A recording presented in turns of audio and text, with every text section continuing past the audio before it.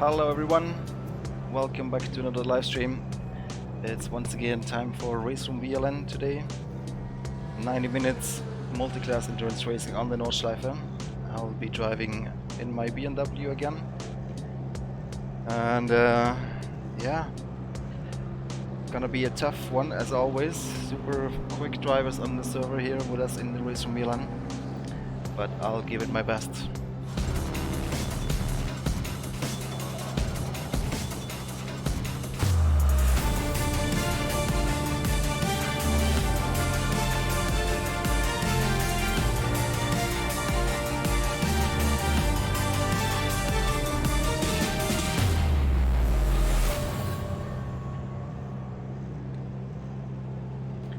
Here we are then.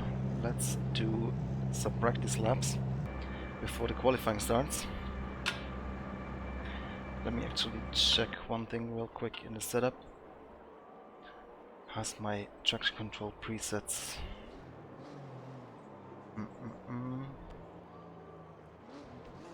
Let's do something like this.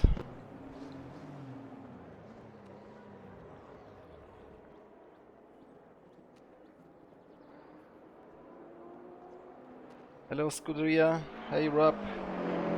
Rob, if you wanna join, it might be too late actually. I don't know if we still have slots for guest starters. You can always try and message Lucas Salenga on our Discord.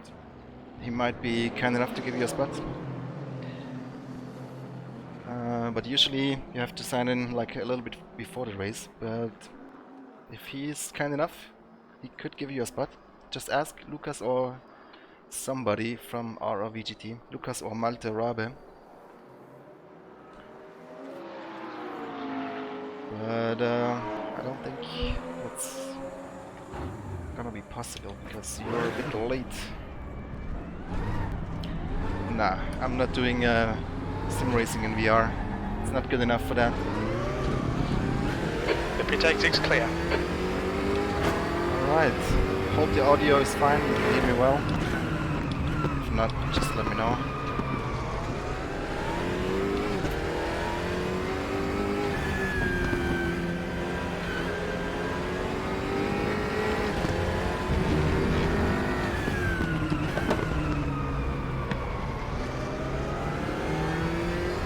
Yellow flag, sector 1.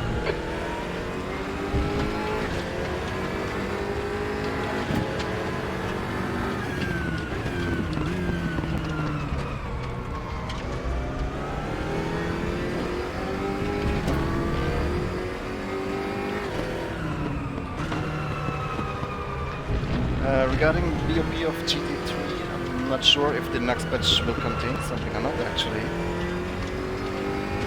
It might. I'm not 100% sure to be honest.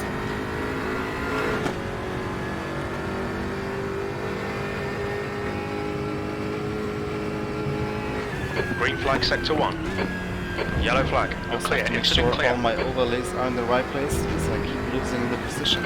White flag, mate. Green flag, sector 3. So we got 20 minutes of practice left, 25. Then we'll have a short driver's briefing. 10th position. And then quali and 90 minutes of Incident in racing. sector 1. Sector 1 is yellow. Last time we did 2.4 hours. This time it's just the regular distance of 90 minutes. Jadi is not here today, but Tim Koch is here. He's super quick. I'll probably not be able to compete with him. But some other drivers then should be able to have a good race with. Nicholas Hildebrand and some of the guys, they are very Sector 1 is clear. close to my pace actually, so should be a good race. We're gonna do one stop, I guess, at halftime of the race. Sector 1 is yellow. Just need to figure out how much Green flag, refueling we sector have to 1. do.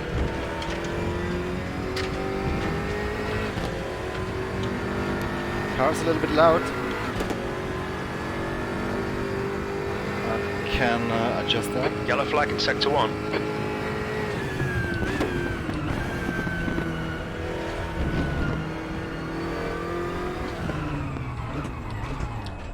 Yellow flag. Whoa, that was close.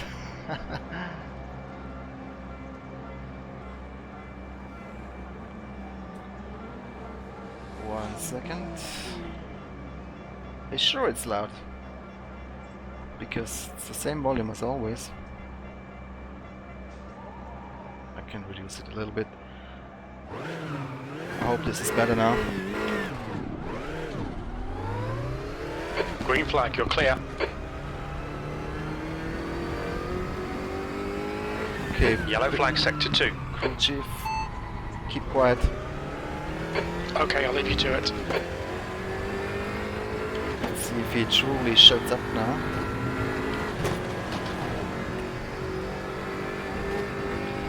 Okay, audio is fine then, that's good.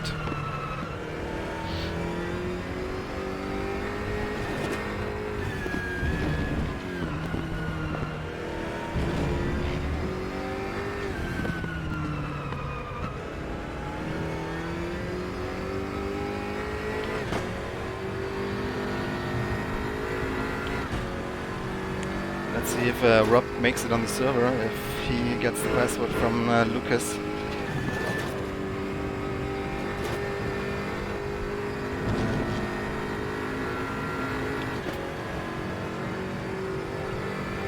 So I don't know where my Delta is, my Delta app. Guess I'll see when I finish this lap. Wow. It's always scary to lose the rear on these high speed sections.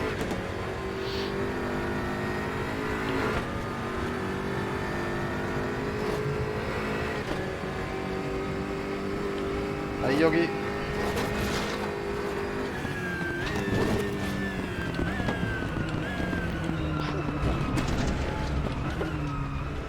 Braking a bit late. Okay, I see my Delta is up there.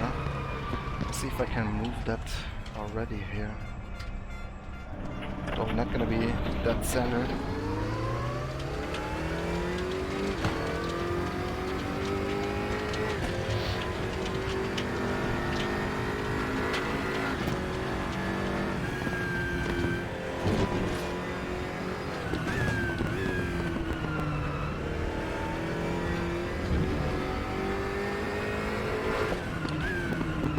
Feeling a little bit tired today for some reason. I hope the adrenaline will kick in before the race and wake me up.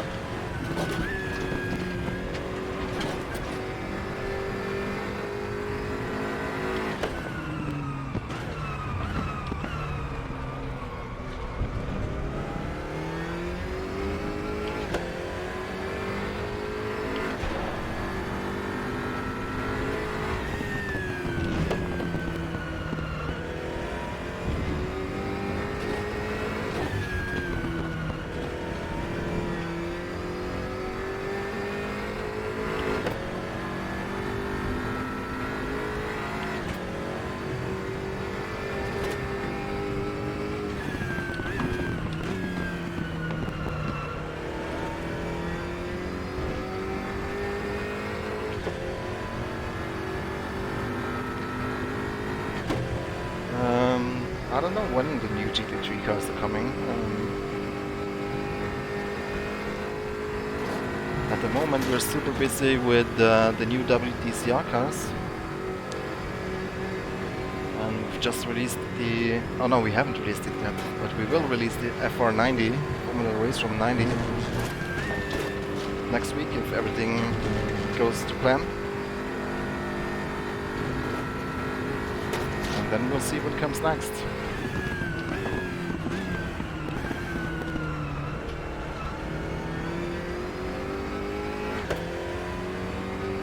Thanks, Scout.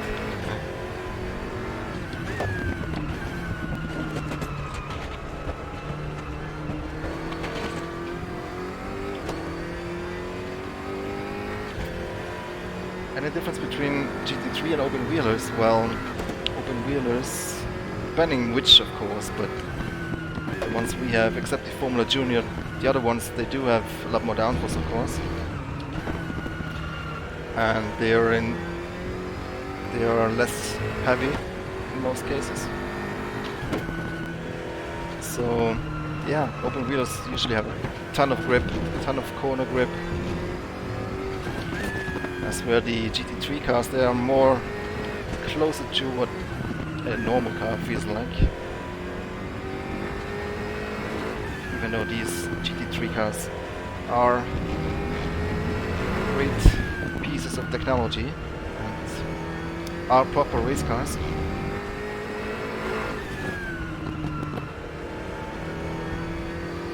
And of course in the open wheeler you're sitting centered.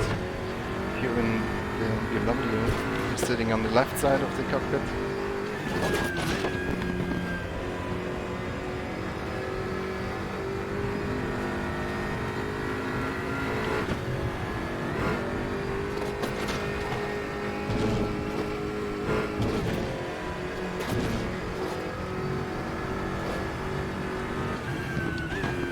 I need that standing tower, Scout. That would be amazing. In general, some more broadcast style UI or HUD would be really nice for the streams. Everybody say please, Scout. Please make me a nice score tower. I'll pay you in VRP. Or in paper.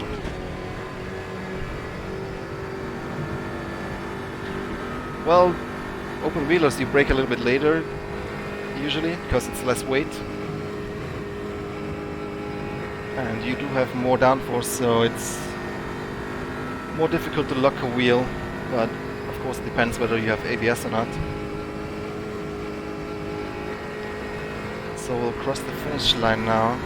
Then I see if the delta lap is in the right place.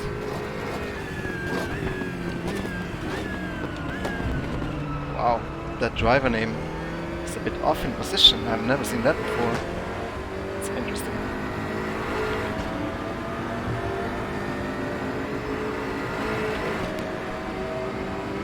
Okay, I see the spotter app is now overlaying. That. Let's go back to pits. See if there's any cars around me. Yeah. Oops. Okay, let's move that one a bit down. And the delta hopefully a bit up. Oh, isn't there an option to show all the widgets? Yeah. Exactly, this is helpful, because then I can move it.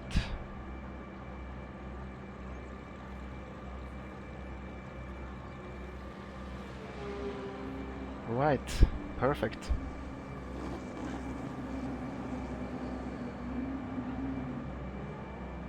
Oh no, now I lost all my positions again. What the hell is this buggy piece of software?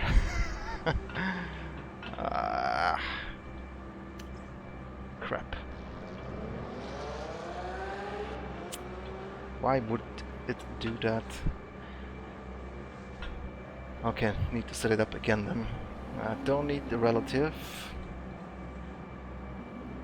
I don't need the tires. I don't need the Motec. Push to pass. Car assists. Voice info. Pit limiter. Damage.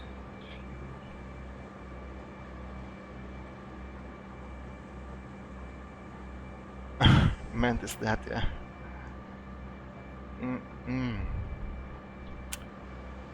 Okay, but some things it did remember the position, didn't it?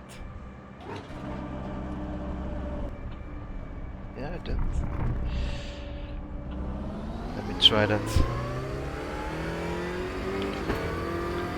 There's no custom review mirror, but coming next update you'll be able to reposition the in-game virtual mirror and rescale it, make it bigger or smaller. That should be helpful, especially if you're in triple screen or 4K. The virtual mirror is always a bit too small, depending on your resolution.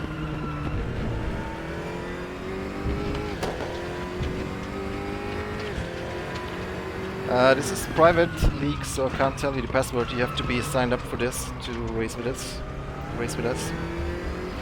If you wanna join in the RRVLN races, make sure to check out the website in the description, rrvln.com. There you will find a link to the Discord, which is where we handle all the registrations, sign-ups, sign-outs. We're in the middle of the season right now, but every race some people can't make it, so they sign out, and that will make room for guest starters. So there's always a good chance that if you read the Discord that you can join us as a guest for a race.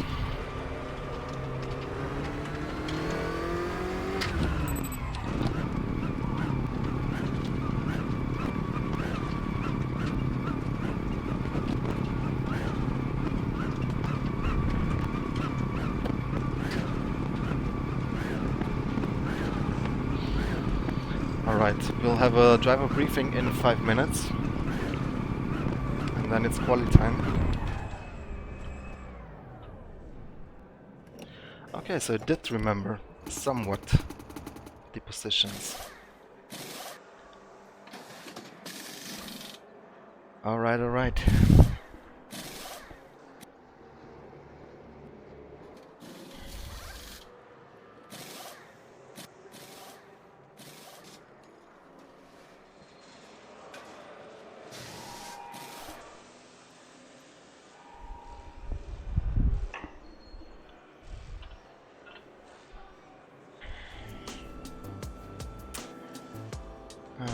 Wait a second.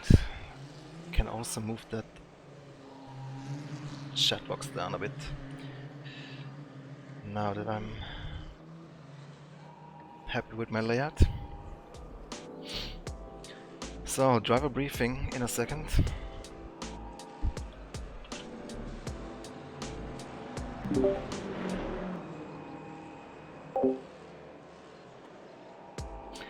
Evening, Sven.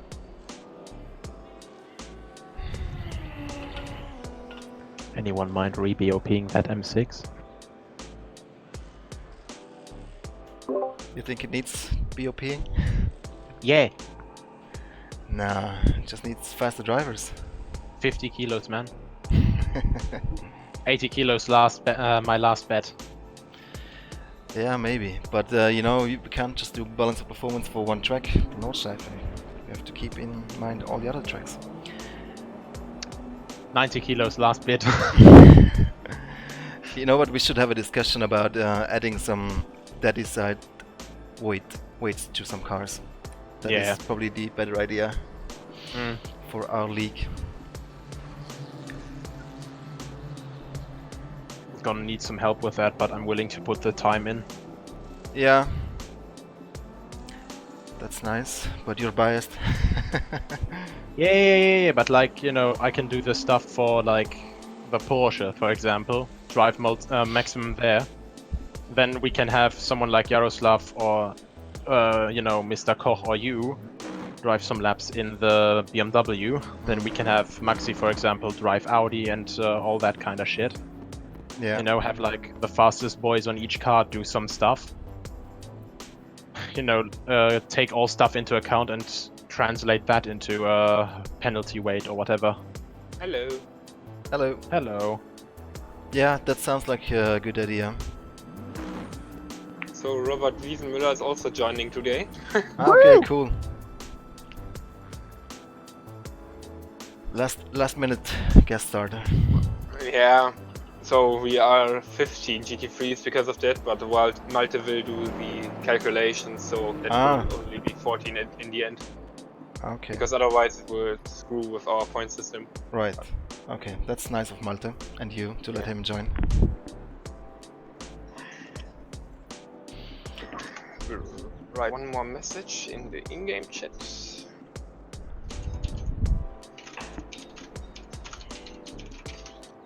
So.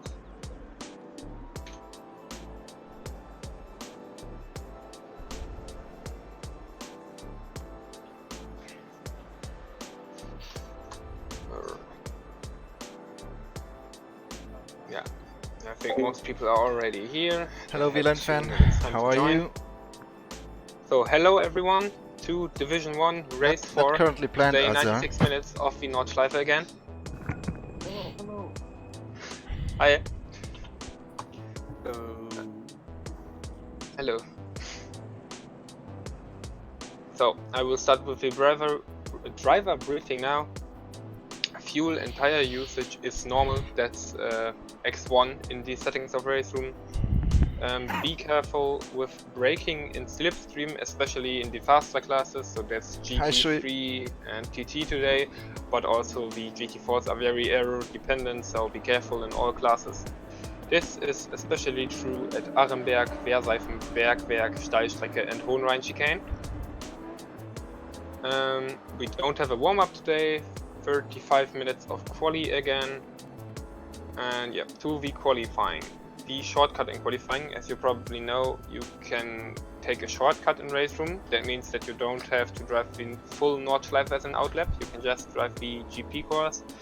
Only use the shortcut through the regular barriers, so only the normal GP course, and don't use the pit lane entrance of the GP course as a shortcut, because you will be coming out with a lot more speed. You won't see drivers coming from the Nordschleife and you will probably crash. Don't use the in-game chat at any time in the qualifying or the race, because some drivers get distracted by that. And now to the overlapping. So the faster driver is responsible for safe overtake. If you are driving a GT3, which are the only ones that are going to overlap this time around, I'm just gonna actually just wait take 1 a or short 2 more corners until it's safe break. to Right back, overlap. guys. Don't push yourself in some crazy spot. Don't push the others off the track. And to the slower classes, stay on your line when we are coming from behind. Don't try to make as much place, only move over if you have to, because we are taking a space. Don't turn into us or anything, but keep your line as much as you can. To the starting procedure today. As you probably know, we have a staggered start in RRVLN. To the first class, that's the GT3s. They start when the lights go out, or green, like a normal race room start. The second class, the TH8RS this time around, have to wait 5 minutes. So until the clock hits 1 hour, 31 minutes and 0 seconds, you will just be standing. And the class 3, that's GT4s this time around, will start with a 6-minute delay. That means when the clock hits 1 hour, 30 minutes and 0 seconds.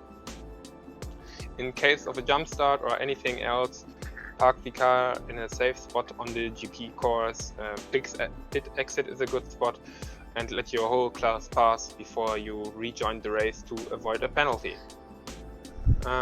More things to the starting procedure: don't engage a gear or hit the brake, especially true in GT4s, because your car will roll. Ja, cool, dass du das machst. Tag übrigens. Hi. Hi, sorry. Yeah, don't engage a gear or hit the brake, your car will roll backwards. Don't turn off the engines at any time, the game will disqualify you, we can't change anything about that. Yeah, and like I already said, if you fail to do the start, park the car in a safe spot. We do have a new damage model in race room, so be careful, because if you hit the barriers, your car will... Well, you see my picture, right? My mockup. The tower contains all sorts of data, and it has a header where ideally I would love to have like an interchangeable logo up there that I can upload somewhere, but it's not a big deal. I could also do that in OBS if that's not possible. But yeah, basically just a tower that I could use instead of the position bar. I would love that, Scout. You're the man. Yeah.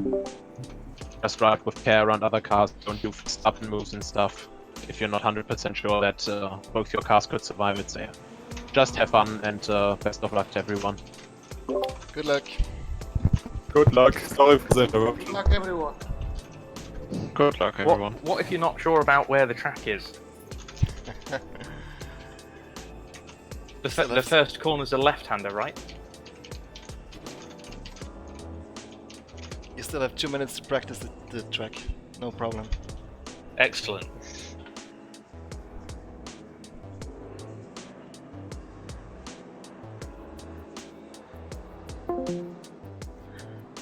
Alright, I switched over to my Discord. Maybe Rob wants to join.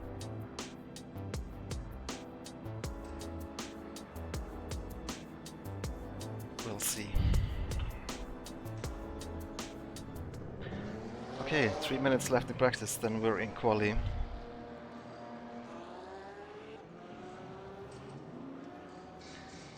Let's remove fuel.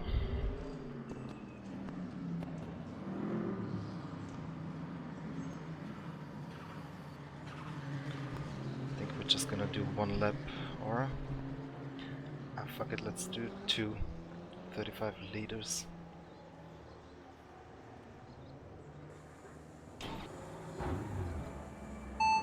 How's my fuel? We estimate 29 minutes of fuel remaining, 1.6 litres per lap. 1.6 liter per lap, that can't be right. Oh, what's that Audi doing?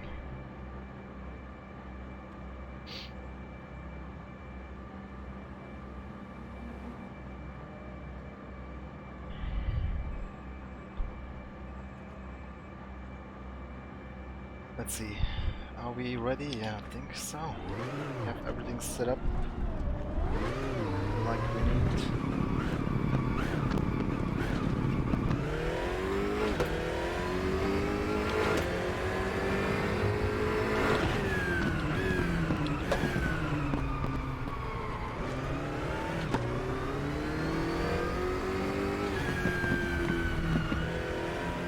Scout, if you're still listening, that mock-up I made, the tower on the top, it contains the session timer as well as a flag display for yellow flags, checker flags, stuff like that. Yeah, it's of course inspired by real-life broadcast graphics. Well, I'm not driving Porsche anymore. Well, for one thing, I've driven a whole season with it and I wanted to do something new. The other thing is the BMW seems to be quicker, although it's not that much quicker than the Porsche, I think, on the Nordschleife. But I just like the BMW a lot, especially that Schnitzer livery.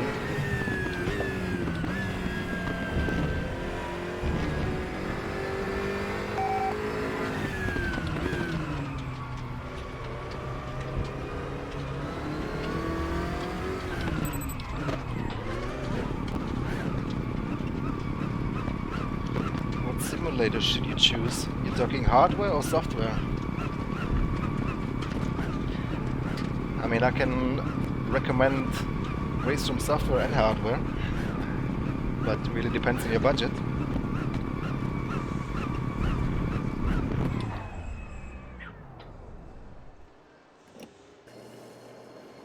Enjoy your noodle, Scout. Thank you very much for looking into it. Appreciate it.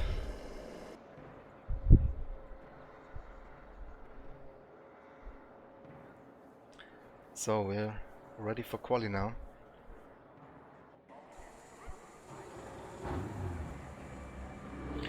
Can we get out before we hit too much traffic?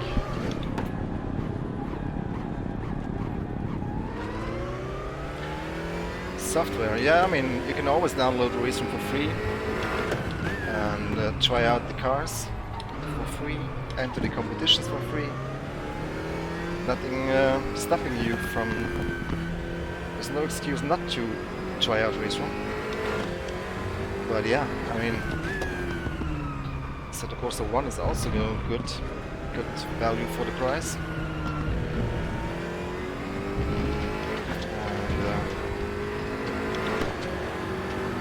And Factor 2, I don't know if I would recommend it at this moment in time.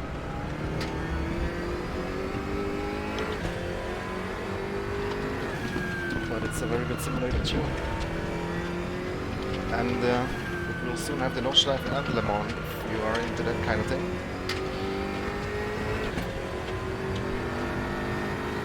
But yeah, I say give a race room a go. It's free on Steam. It has 5 cars for free and a bunch of tracks, and you can test drive every car for free, and the competitions for free, most of them.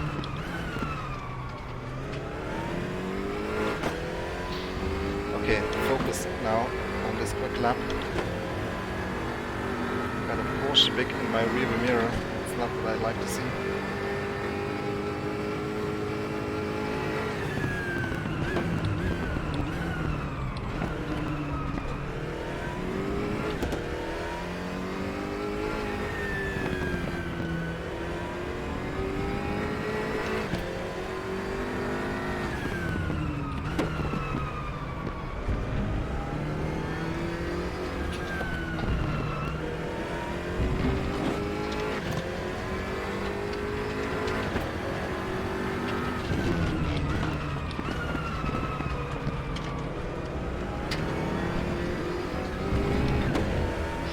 Oversteer.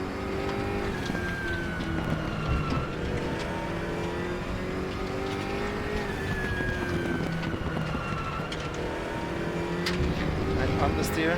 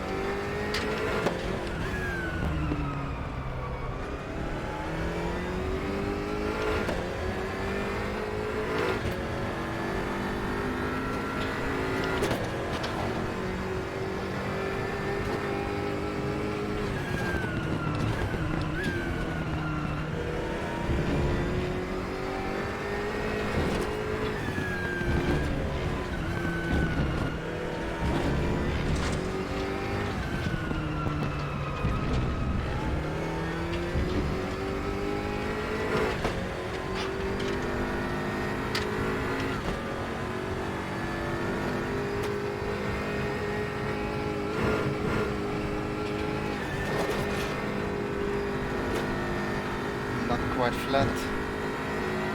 This corner. I think it should be flat though. I had to lift a little bit.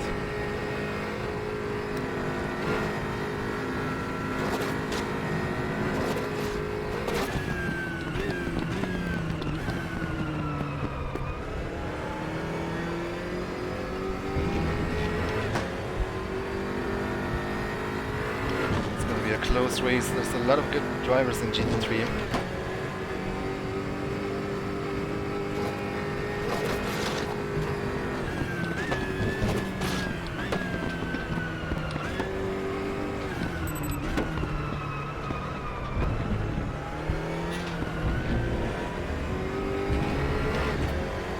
Can't shake that Porsche in my mirror, but the gap is increasing a bit.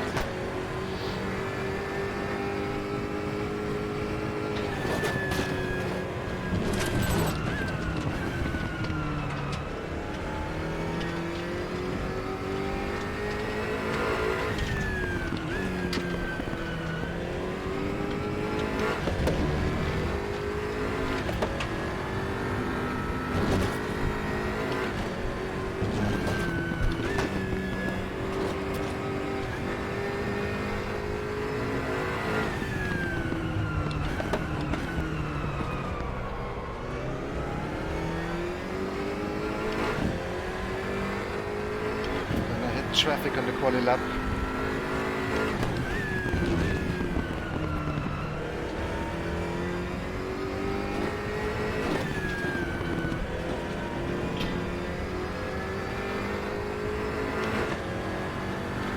Yep, driving the BMW M6 GT3.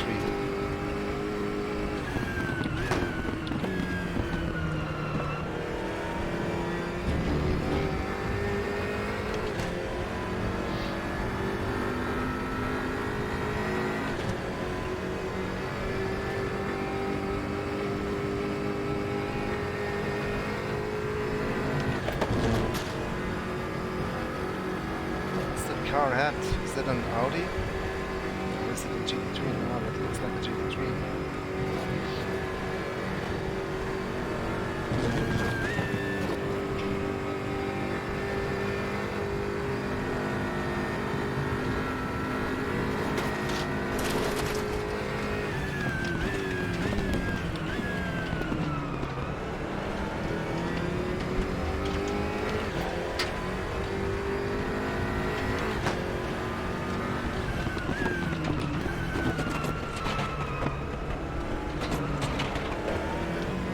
Lucky. Lose time here, even though the corner wasn't perfect.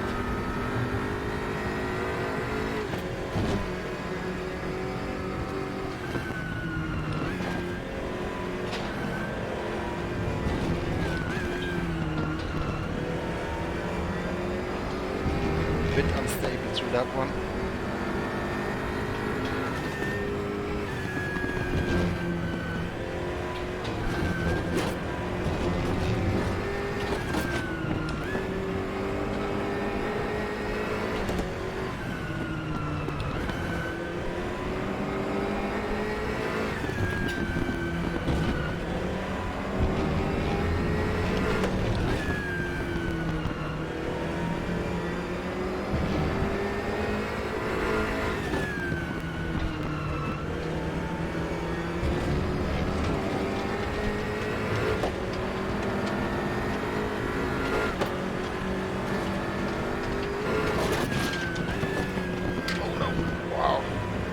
Almost on the grass.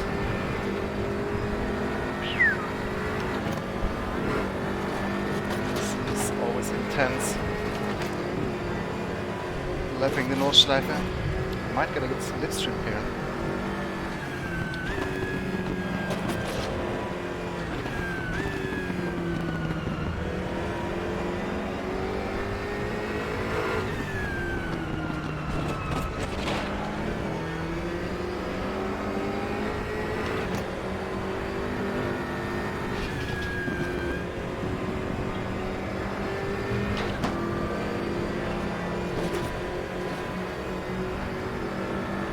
Slipstream indeed.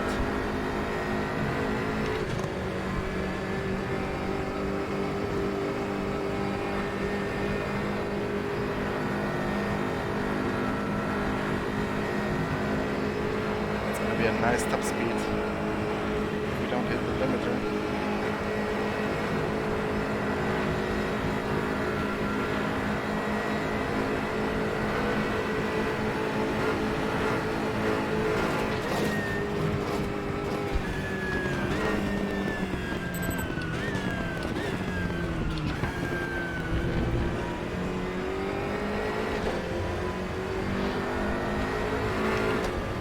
Take him into turn 1 then.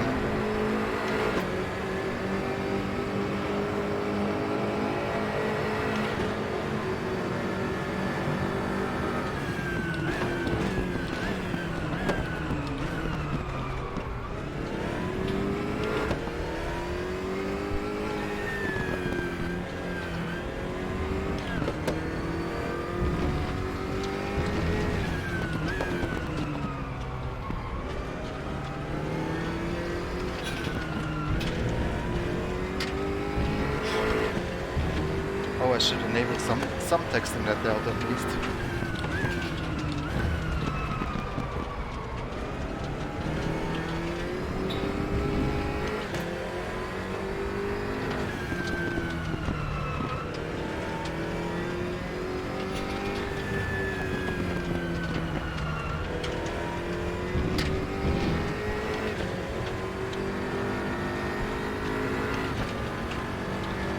Structure control, I'm not sure. Feeling quite good in the car right now as it is.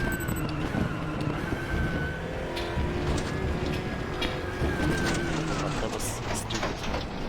But I got distracted. Oh no, now I can't see the delta anymore. But I guess it's just delta text. Yeah. Okay.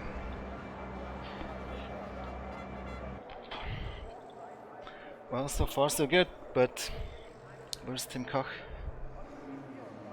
Hasn't done his lap yet.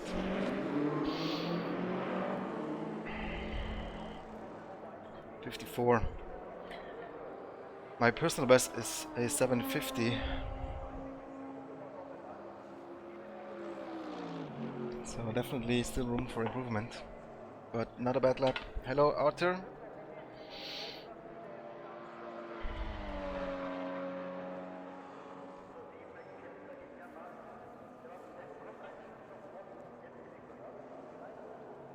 Top 5 sims. All of them. You can pretty much count them on one hand, the simulators. But in which order, that's personal preference.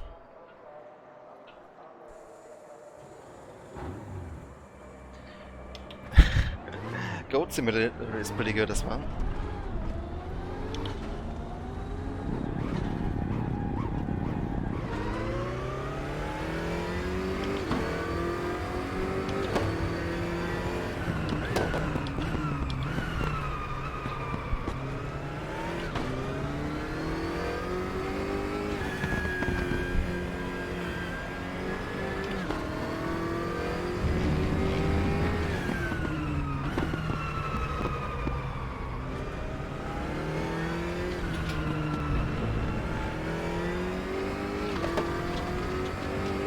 Chicken VR. Dude, I played the Isle of Man TT bike game today in VR. It was crazy immersive. It doesn't support VR natively, but with this third-party software we can kind of make it work.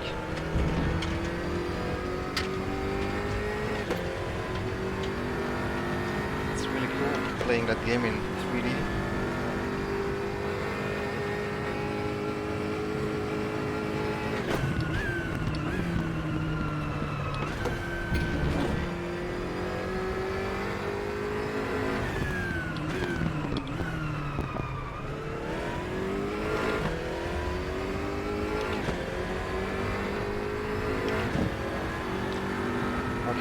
Let's see then. Oh, the delta is still not centered. I'll take care of that later.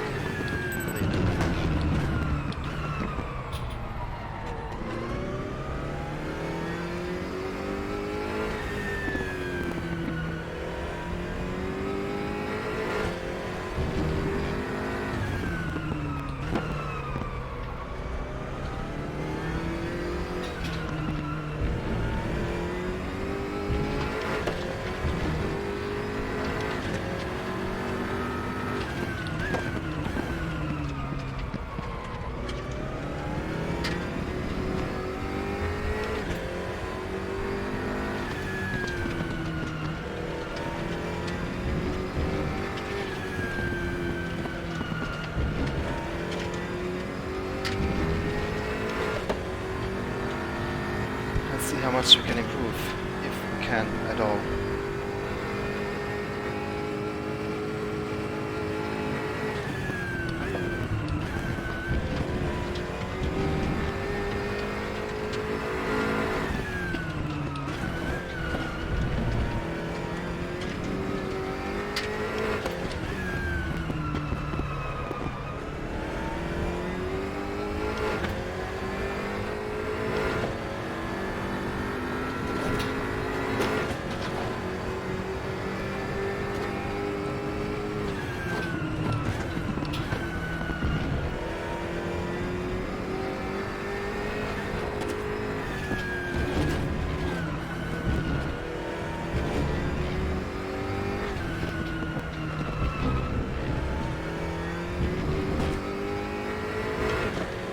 BMW is very nice over the curves.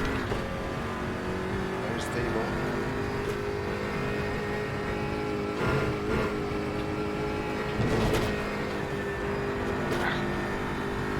Minimal lift. Could have probably kept it on the ground, the pedal.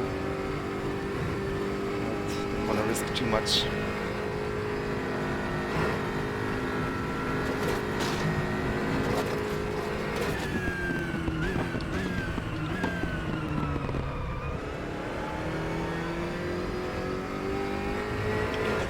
Hello, Iceman.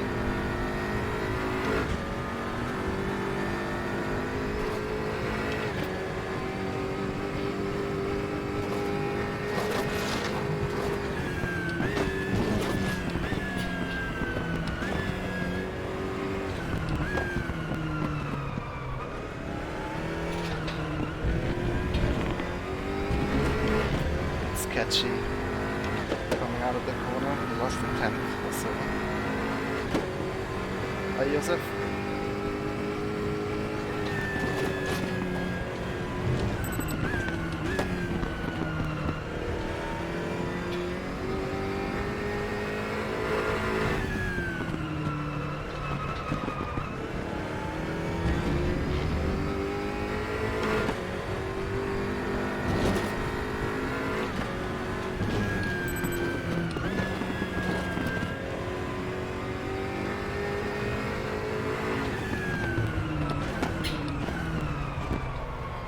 On the brake. That was costly. 2 tenths.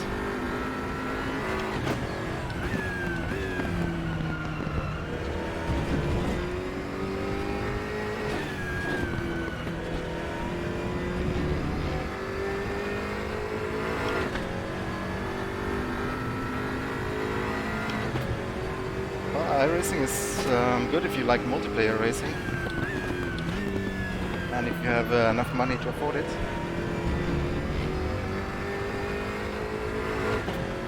Physics are a bit hit or miss from what I hear. I haven't played it in a long time. Tracks are really good, but also very expensive. You can buy 5 tracks in Race Run or more for the price of 1 in iRacing.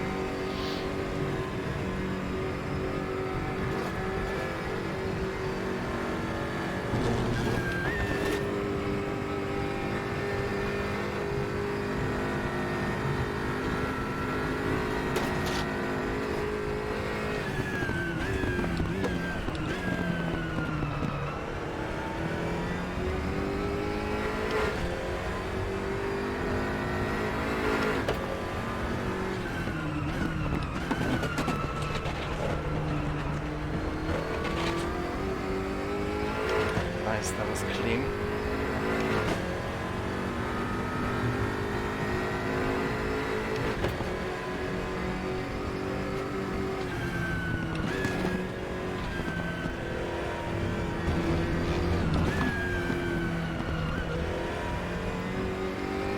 Much cleaner through here as well, and Stratman took the pole. Wow, very nice lap time.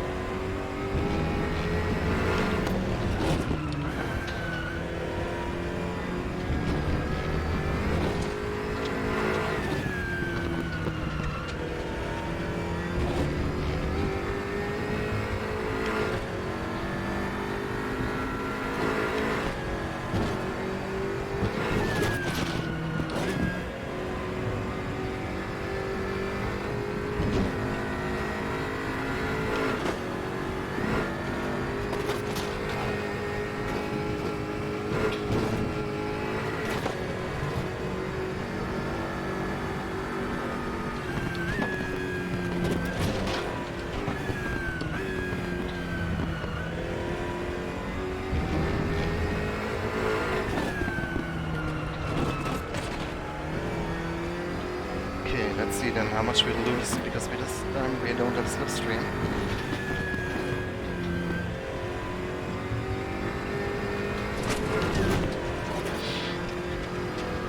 But we also don't get held up in the last corner.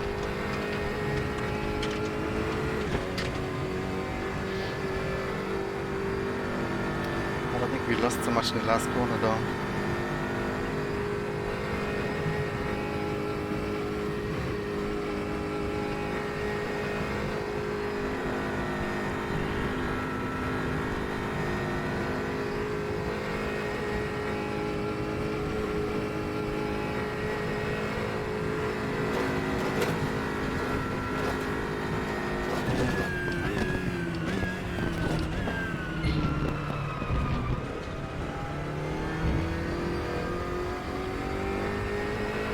Not enough to beat Stratman. That's solidifying P2. Let's see if we can do one more lap.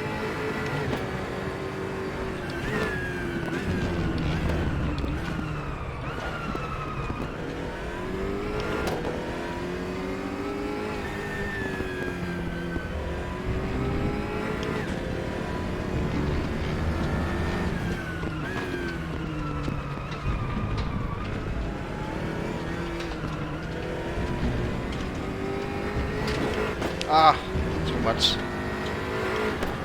Okay, we'll come into the pit lane then.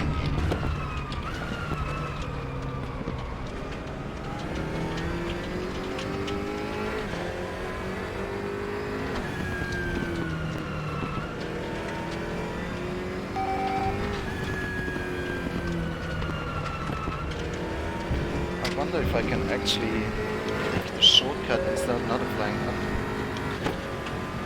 So I do need to readjust the delta.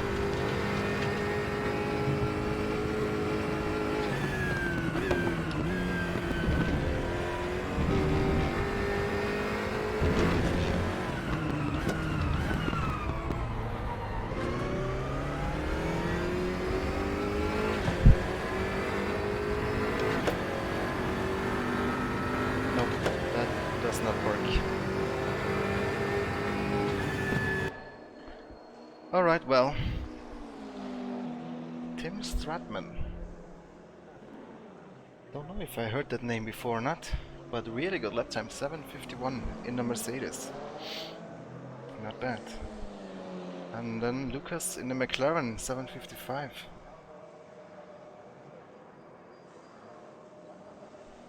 Nicholas Hillebrand, 7:56. He can go faster than that. Is he currently driving now?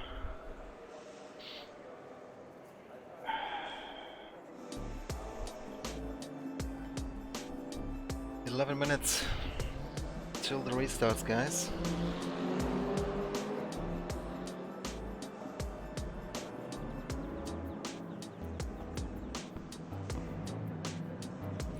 I don't think Rob is on Discord anymore. Oh man, let's figure out the strategy.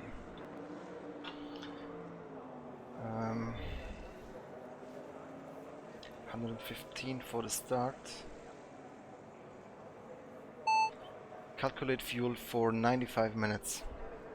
For 1 hour, 35 minutes. We estimate we'll need about 147 litres. 35 liters, yeah, that sounds familiar.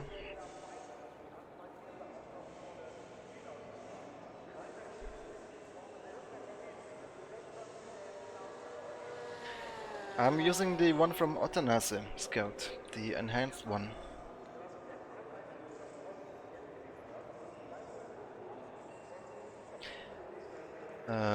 He added that one in the last update, so you should be able to see it.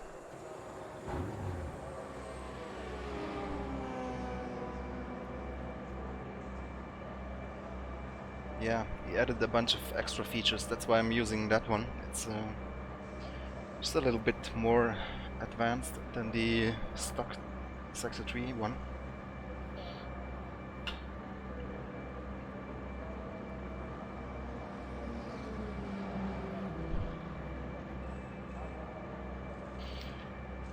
Well, what can I show you in the HUD? I don't want to mess with my settings now because... But you have all these new settings. Which stream was it that I did where I showed this in more detail? I think it was the Group C preview.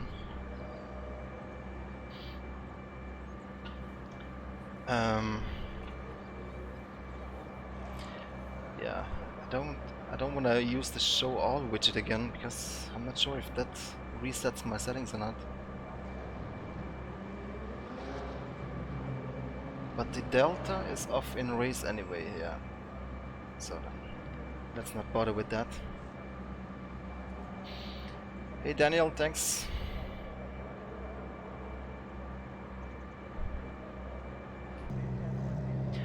Oh, this could be an intense race with Stratman. But 7:51, that's really goddamn quick. It's gonna be again about consistency in the race.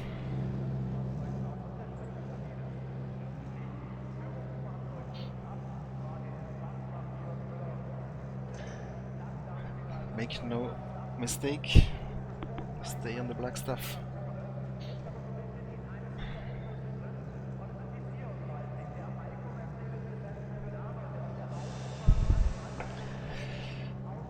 not many viewers today. What's happening today? Is everybody playing Assetto Corsa Competizione or watching iRacing 24 hours? Or just enjoying a Friday night? I think I'll do an ACC stream soon. Maybe tomorrow if I have the energy for it. See if it's as bad as everybody says. Or if it did improve from last build. Kitsune is streaming. What is he streaming?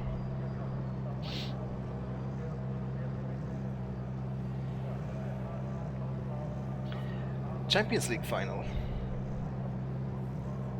Is that tonight, yeah? Or Sunday?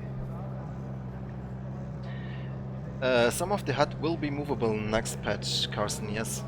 That applies to the mini modic down there and the virtual mirror and the track map. Don't think the rest is movable. The position bar, that doesn't make sense. You can't really move that anywhere other than where it is. And the yellow flags and all the other stuff, I don't think is movable yet. But I'm looking forward to when that is toggleable, so you can disable it, so it doesn't interfere with any web HUD anymore, because you already have flags in here and race info. So once we can disable the in-game HUD, we can enable these and use just these. And the question one of you had before, why is it not part of the game? Why is it a third-party app? Well, that way it's customizable, you know. So guys like Scout and other people can customize it, mod it, add new features to it without us having to develop it on our end, which is nice. Same as in Assetto Corsa, to be fair. The apps, you need to download most of them as well.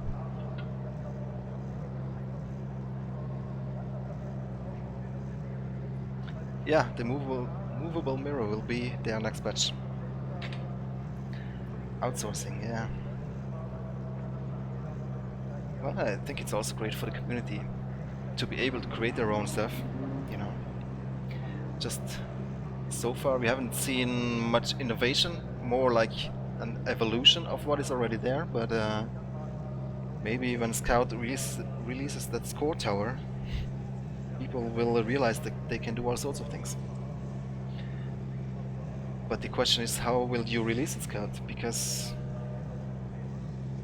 I'd like to keep all the other stuff that is already in this version, just add that one to it. So that is a bit of a problem, unless you work together with Otanase, whose HUD I'm using right now. Or somebody very clever comes up with a system where individual components can be added to and people just use whichever they want. Yeah, exactly, Scout. That would be the ideal scenario. I'm not smart enough to figure out how that can be done, but somebody will probably come up with something.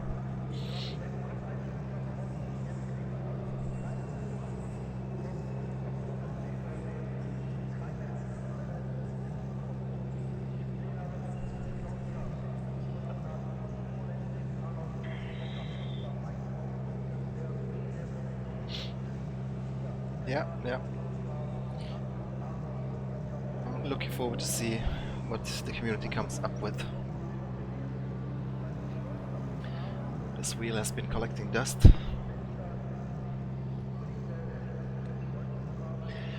3 minutes till race. Where is Tim Koch? Oh, he did qualify now. 7:58, that's a very slow lap. He definitely can do better than that. Maybe he just wants to start from the back of the GTR3 grid. He will be somebody to look out for in the race for sure, Tim Koch. think Nicholas can also go faster. Oscar Hardwick, that's a familiar name. He is pretty quick, evidently. 7:56, not bad. Lucas Malta, not far behind at all. Kudos to Tim Stratman though. Very, very good lap.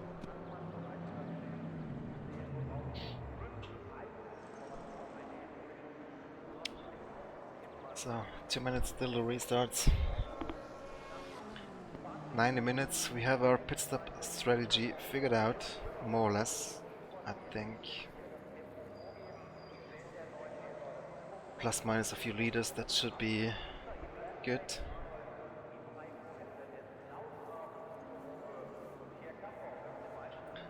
Let's see, how much traction control, which step am I on? I was on 3. That is 30%, no 20%, yeah. That feels pretty good.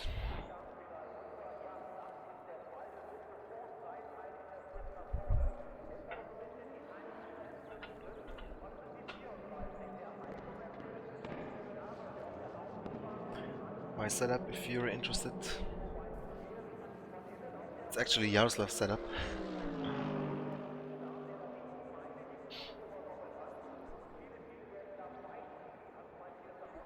But yeah, as we discussed earlier, maybe when after the summer break, I think this is the last race before the summer break, isn't it? Of RRVLN. Or maybe there's one more. Maybe when we come back from the summer break, we can think about success ballast for certain cars on this server. But I think it's really just the BMW and the AMG that on this track are maybe having a bit of an advantage. If we add like 20-30 kilos, 50 tops, 50 is a lot. 30-40 kilos maybe, 20-30, something like that, to the AMG and BMW, then we should have a pretty decent Nordschleife-Bob. 30 seconds to go. Hopefully nobody turns me around again in turn 1, as happened in the past. Then we should be on to a pretty interesting race.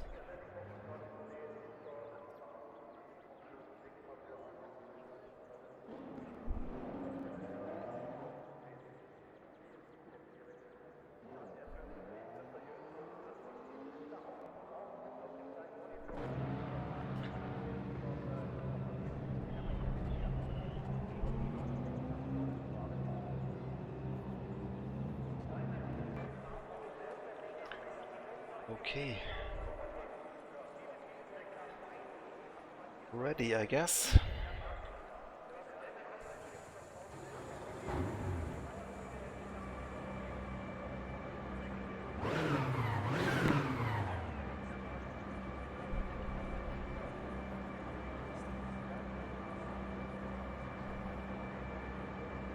Let's start with no traction control. Should help with the start, I think. And then let's not forget to add it though. Step 3.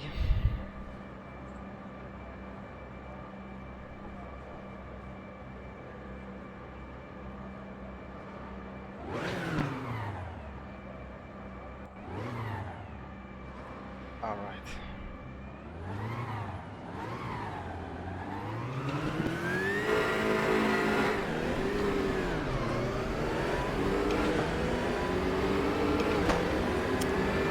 Lost the place. Too much wheel spin.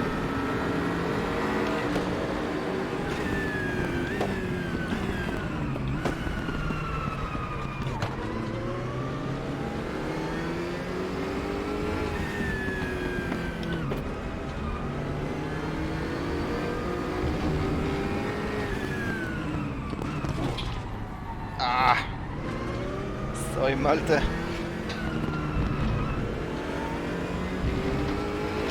Well done on keeping that one straight.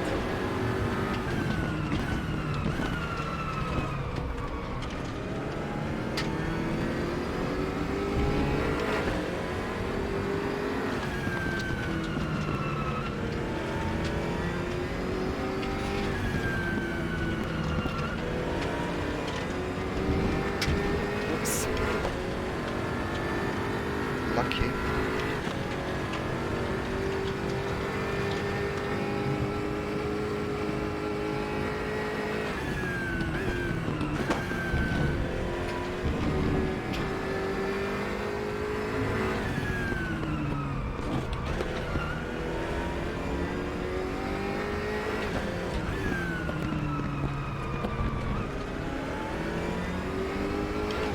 Let's see where Robert Wiesmüller was in which position.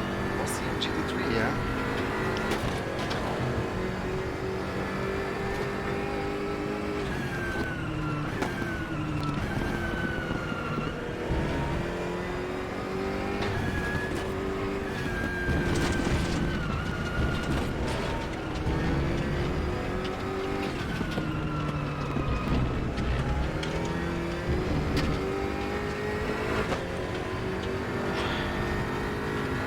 Best start, but lucky we made it back to P2. Now let's chase Tim. Somebody had a short race.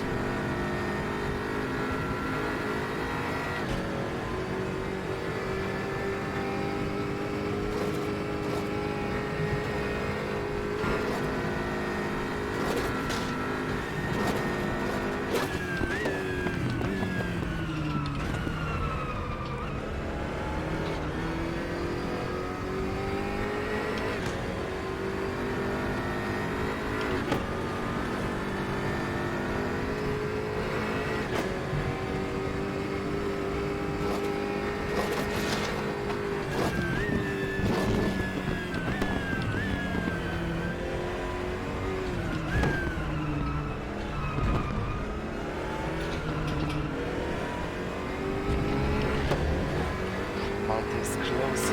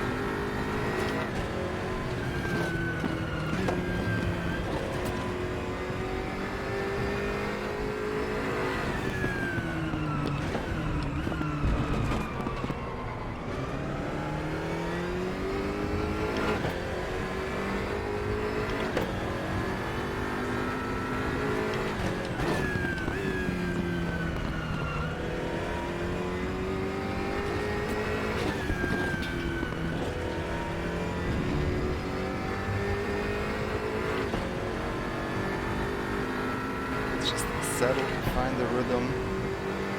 Let's see if we can stay close. Ah, not like this.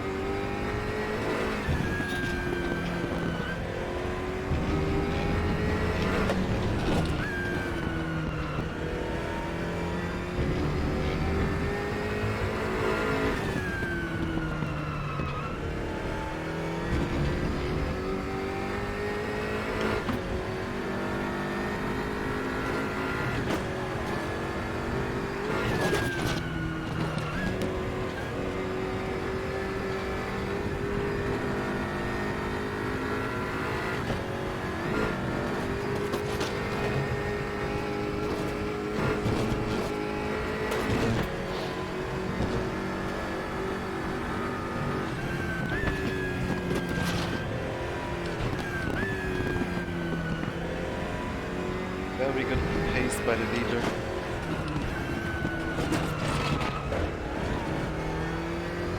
It's gonna be a tough one.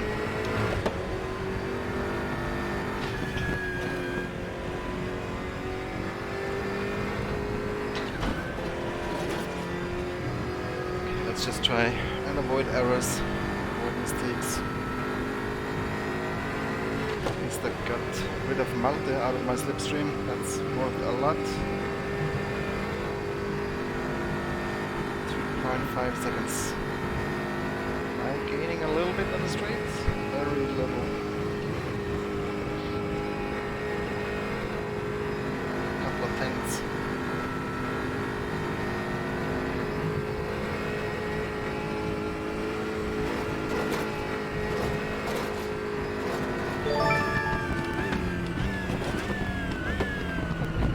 Thanks for the set.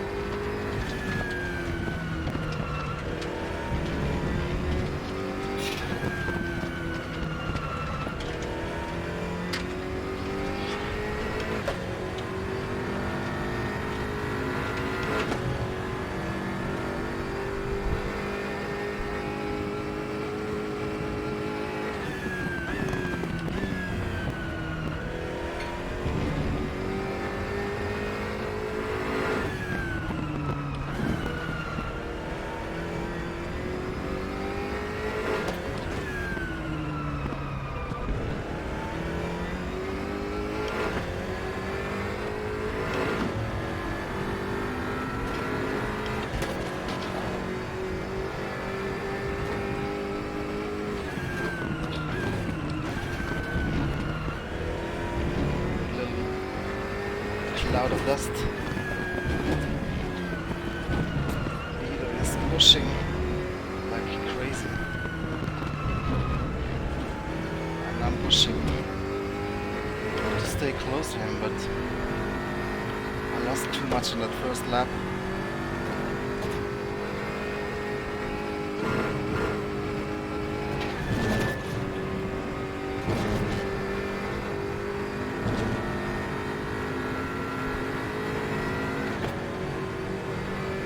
It's a long race.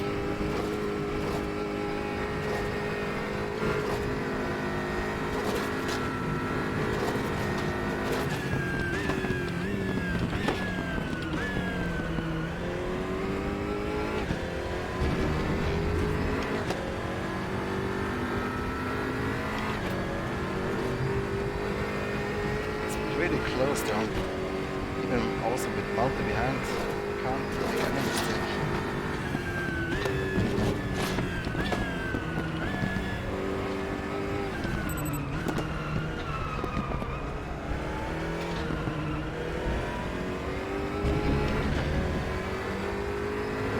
Hey Tom, thank you. I'm pushing as hard as I can.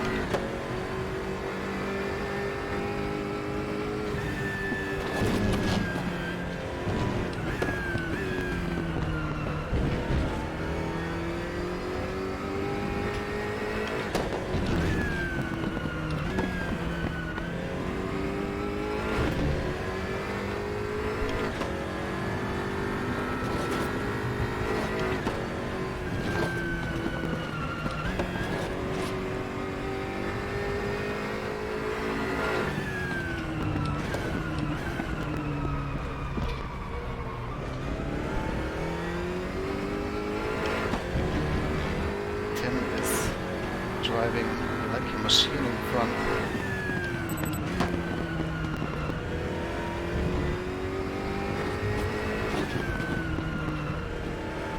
But if he makes a mistake, I'll be there. Schon nochmal inner Godzilla. Yo, I wanna see that movie. Let's go on Monday.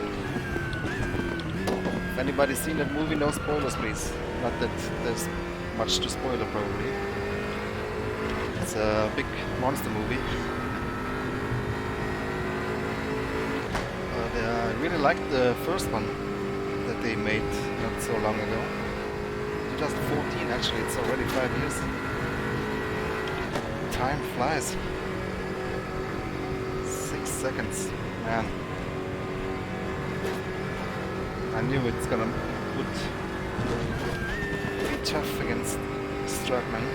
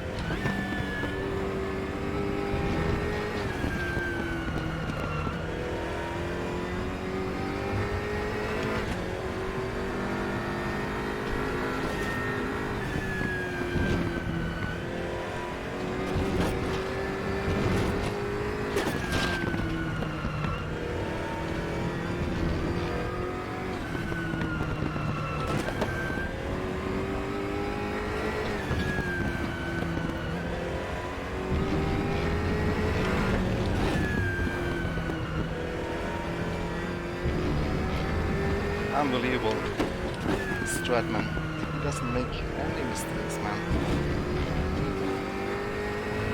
Super fast, super consistent.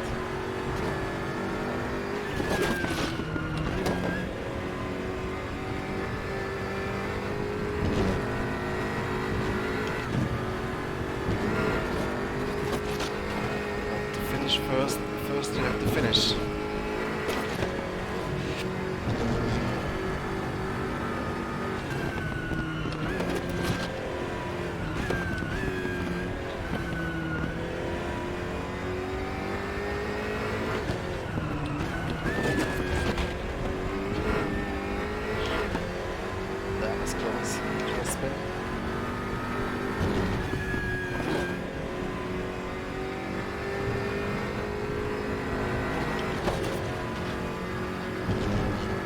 Survived another lap. Can you stick that?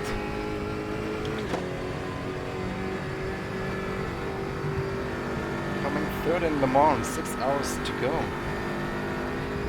Well, you're driving there, yeah? Good luck then.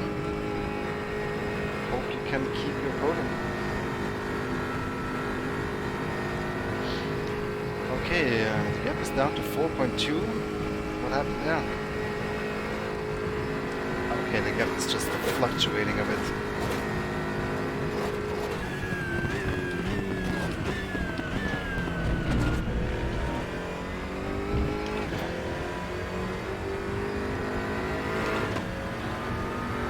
I think 1 or 2 more laps will hit traffic. Let's see if I can take advantage, but in the past races I couldn't.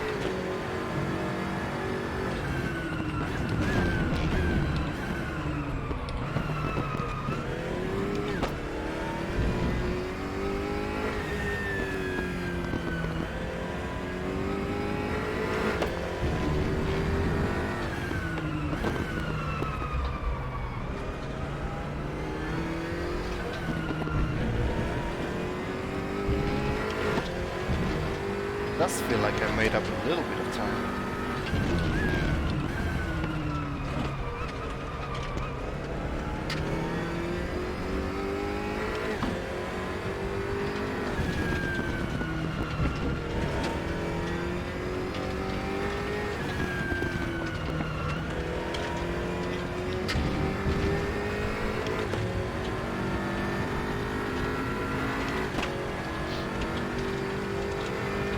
There's the traffic.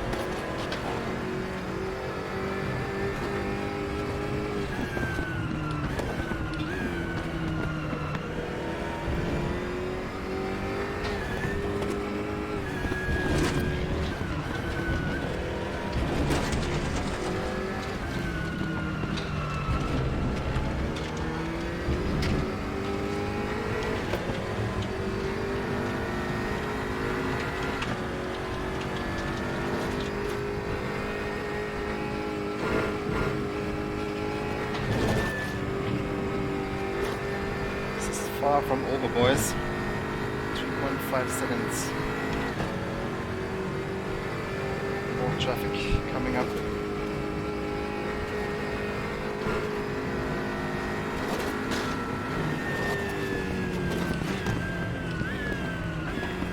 That was not the racing line he stayed on, but I guess we got lucky.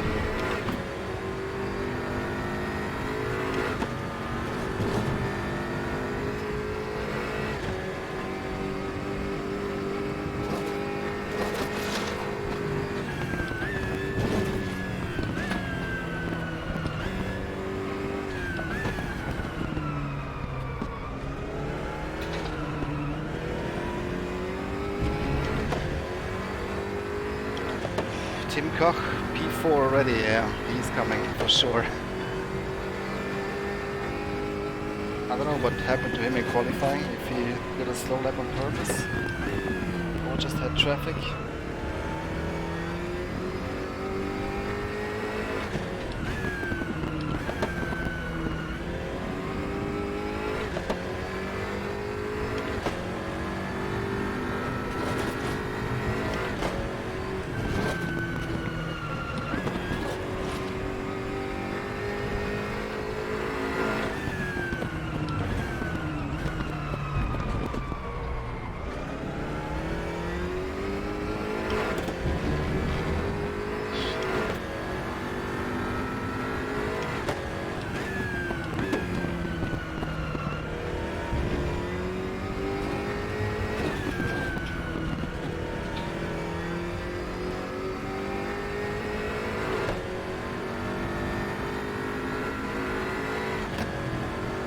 Schneider, he's not far behind. We're so equal in pace. It's amazing. But yeah, Tim will catch up eventually. Tim Koch, currently on B4. So let's try and get a podium position. And if somebody makes a mistake, we'll try to take advantage.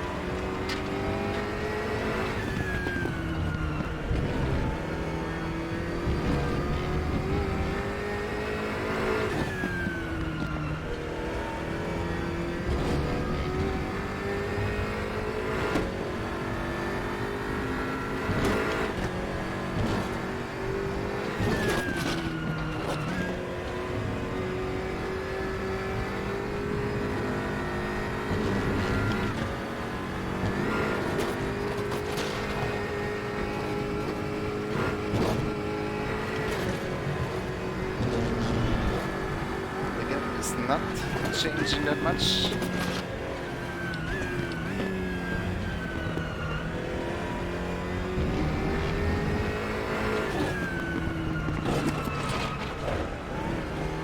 To the leader.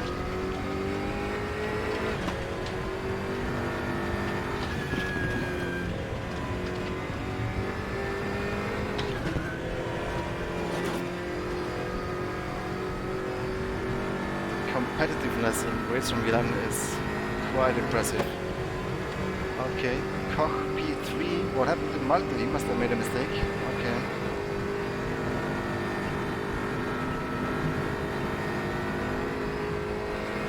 Look at those fast Caymans on the straight. They're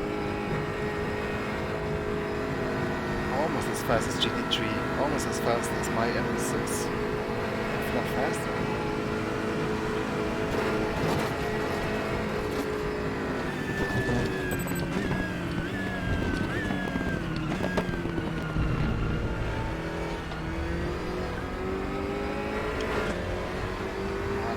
Time there, but so did the leader.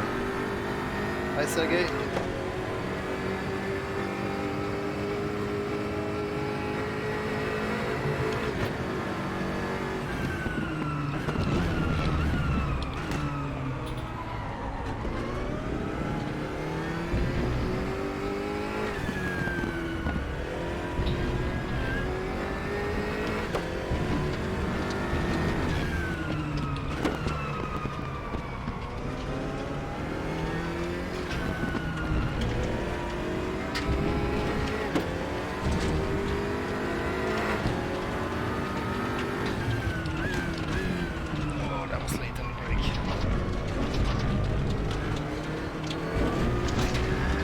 Dive bomb.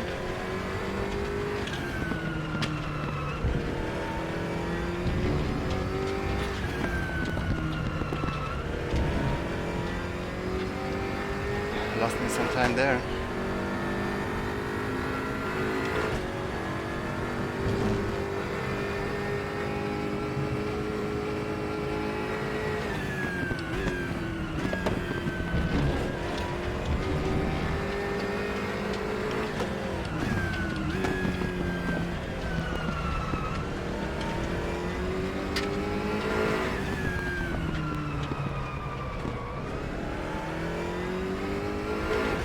Nice, thank you.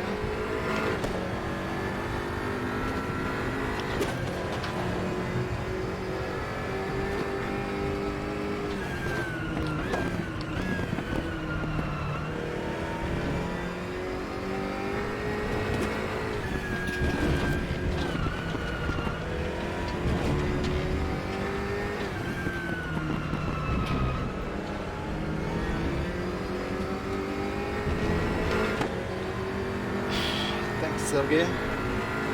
It's quite close, man.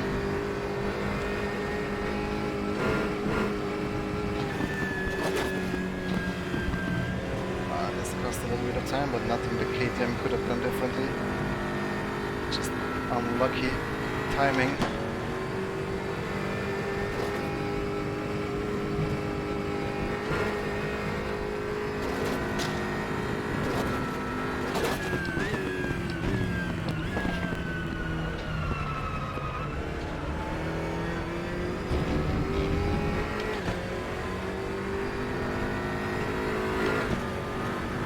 Tim Koch, 3 seconds behind me.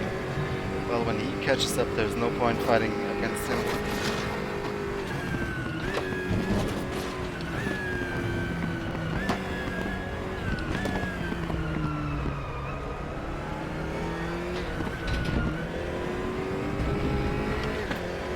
He's just too quick.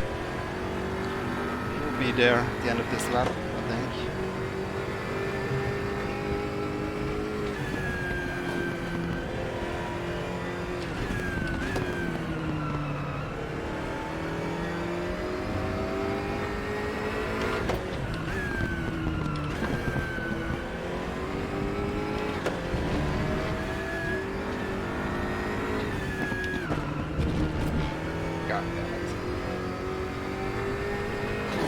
Bad luck again.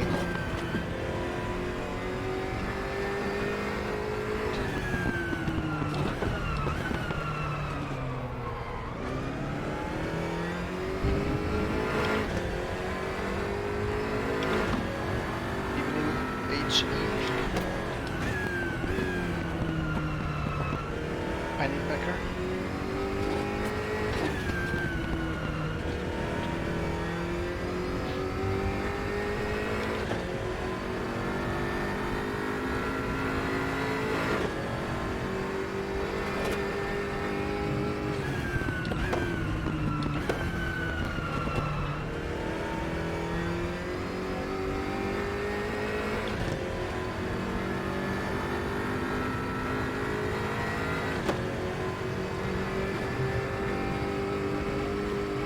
Seconds now. Why do I always get unlucky in traffic?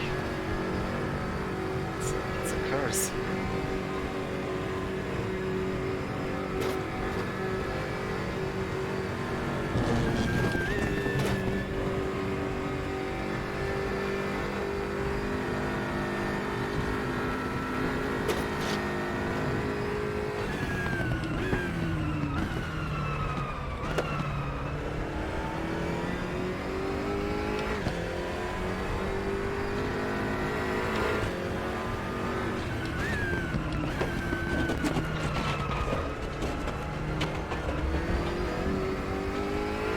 Barbecue man, how you doing?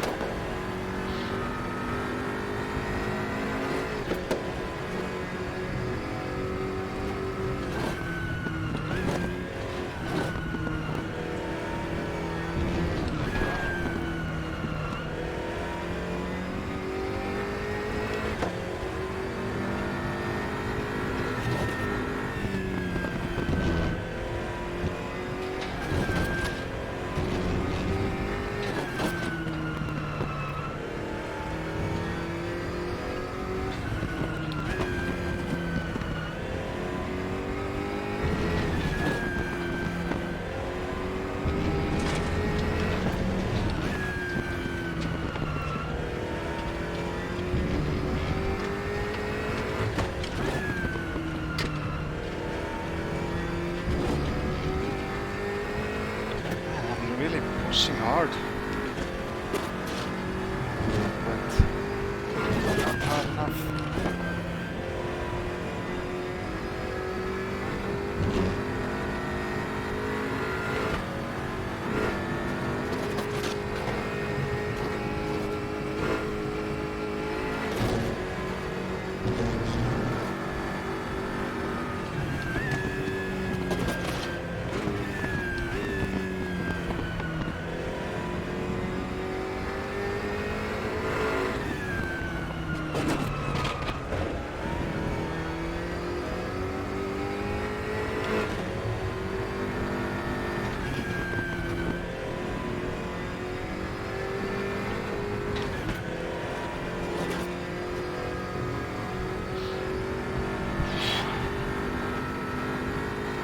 Yeah, there's no chance if Stratman doesn't make a mistake. I won't be able to catch him. And Koch is gonna catch it next lap.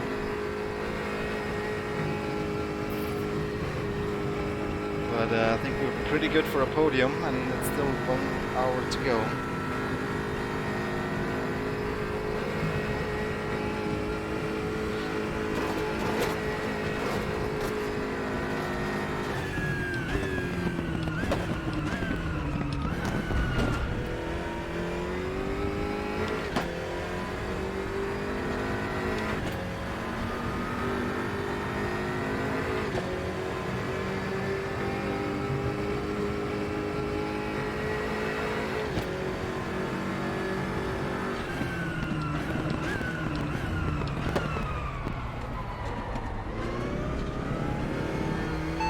Posted.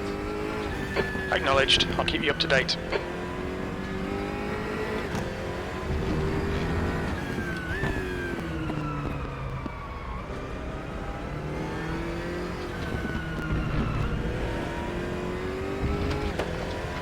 Race update. 24 seconds behind. What's the command to get the full race update? I always forget.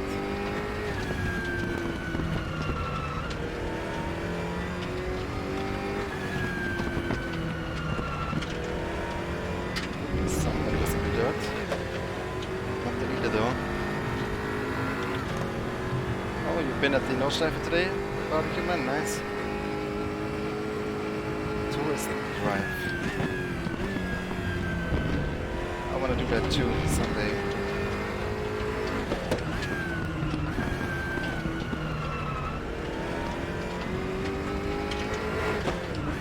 But I don't even have a Slower car class car ahead. right now. Do they allow mountain bikes on the Nordschleife?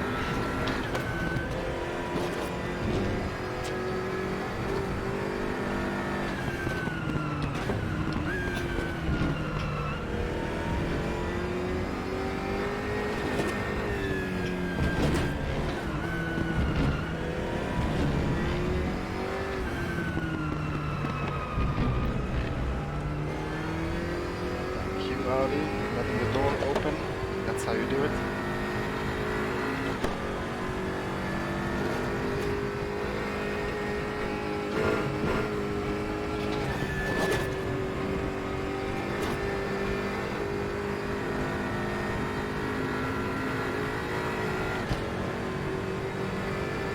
Cock is closing the gap. It's now 0.48.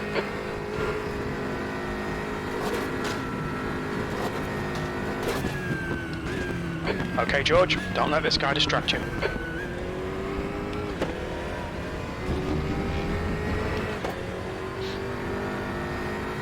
wants to get by quick, wants to go in the lead. Don't worry, Tim, don't worry, you'll pass me.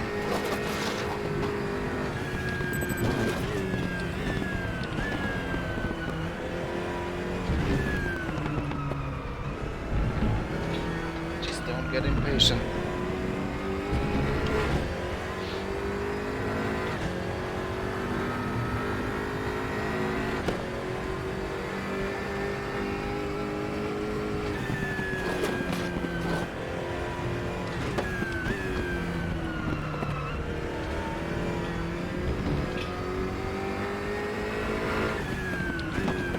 Go, go, go, go.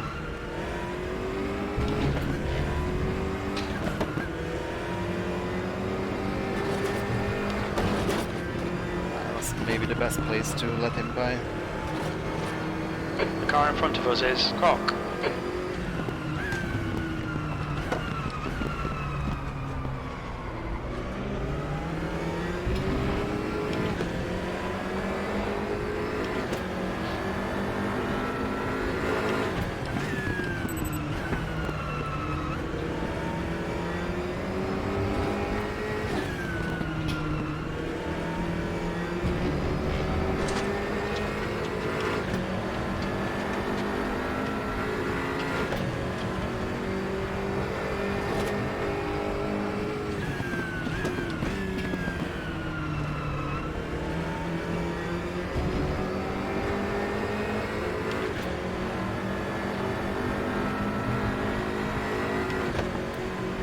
How long I can stay with him in the slipstream. Probably not for very long. Got a bit of tyre wear on all your tyres.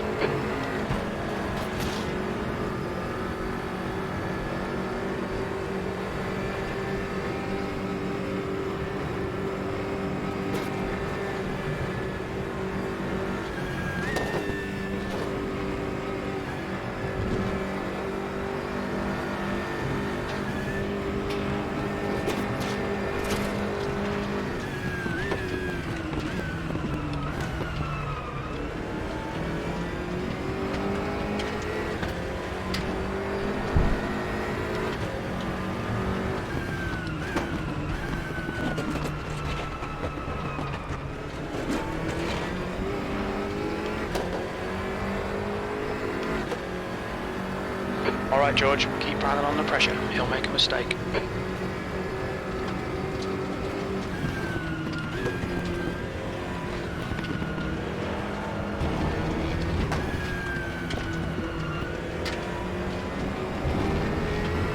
You've used half your fuel.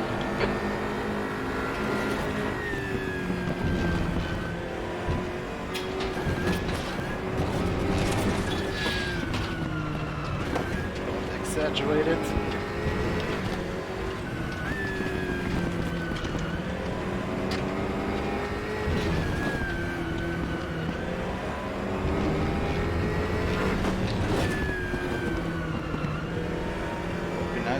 get some slipstream on the straight though from him. The gap to Cock ahead is increasing. It's now 1.2. Holy shit. He's pushing hard. Oh my god. Making mistakes. Dirty air.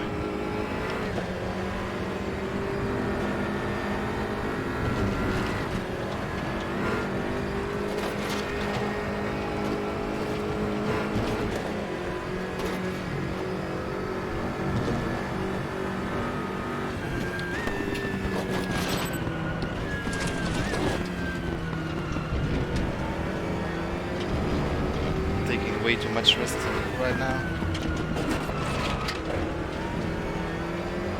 I don't think I'm close enough for slipstream.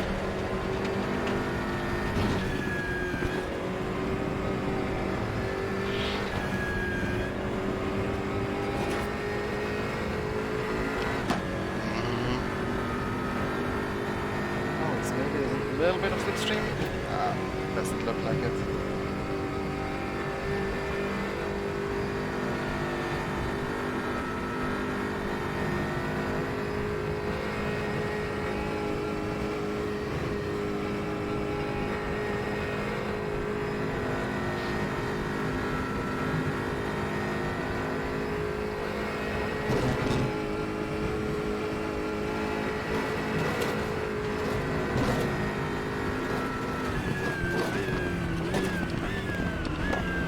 The leader, Stratman, is pitting. That's an early pit stop.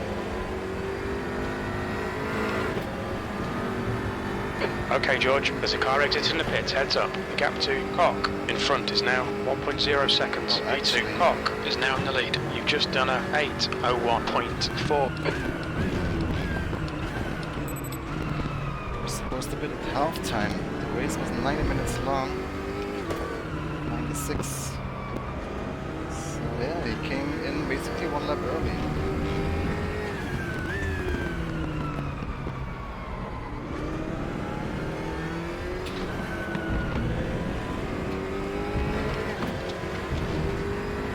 Yeah, let's not overdrive the car trying to stay close to Tim Koch, because that will just lead to mistakes.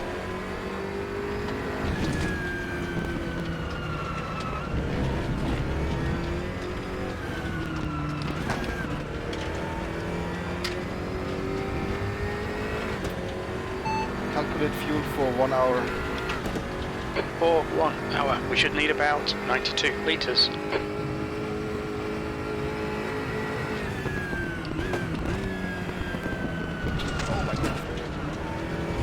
Schneider is gaining on you. The Getting gap is now understeer now. 15 seconds.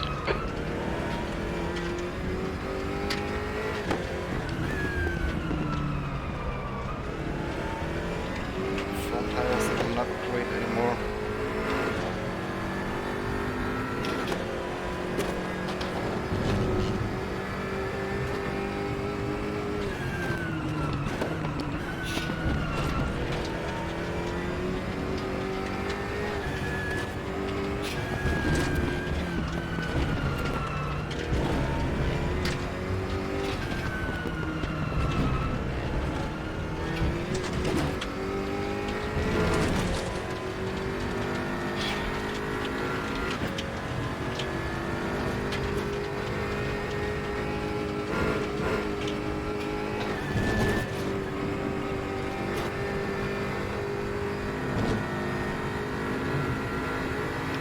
So if we pit this lap,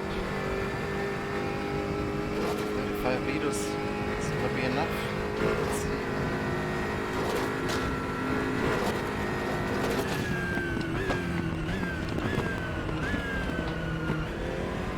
Probably end up putting in 45 liters.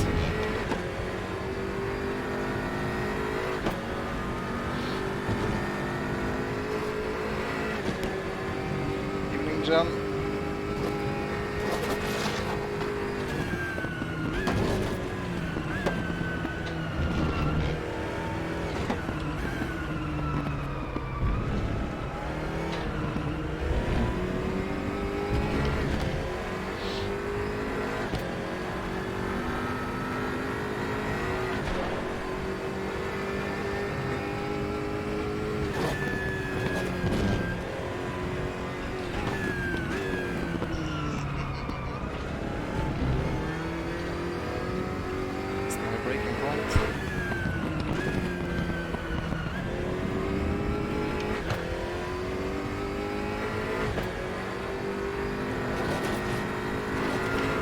gap to Schneider behind is now 16 seconds.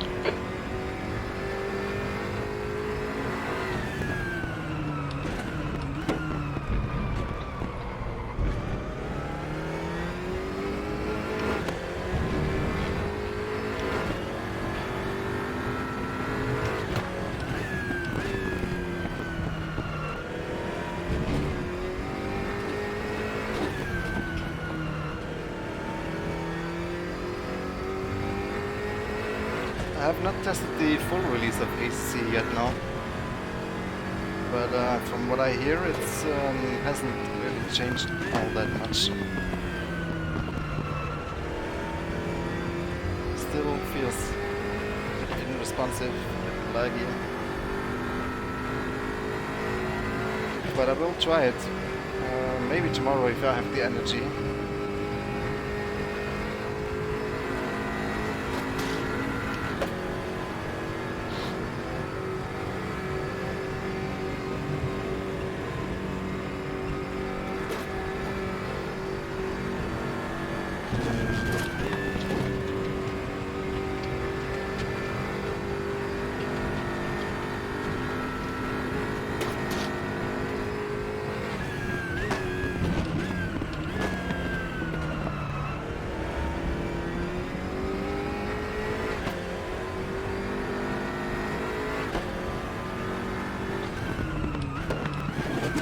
Slower class car ahead. Got distracted by that text message.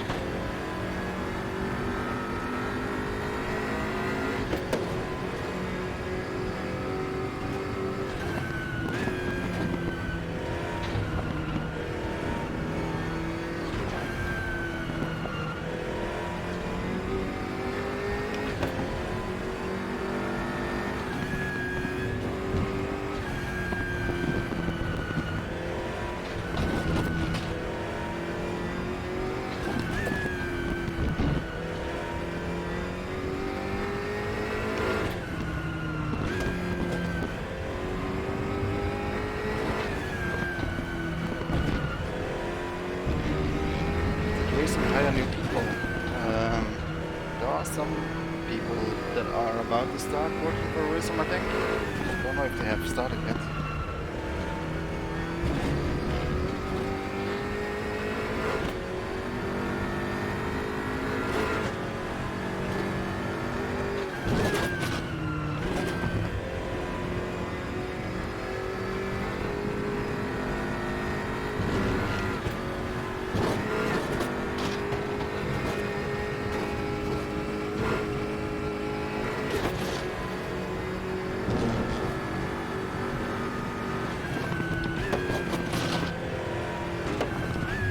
Yellow flag sector 3.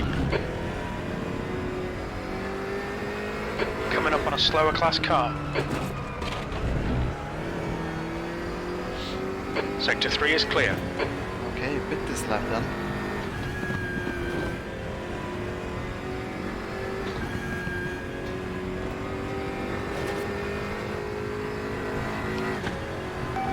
The gap to Schneider behind is now 16 seconds. Calculate fuel for 52 minutes. Or 52 minutes. We reckon we'll need about 79 litres. Let's put in 40.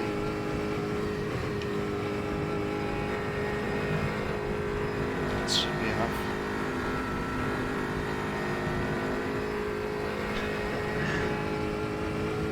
New intern.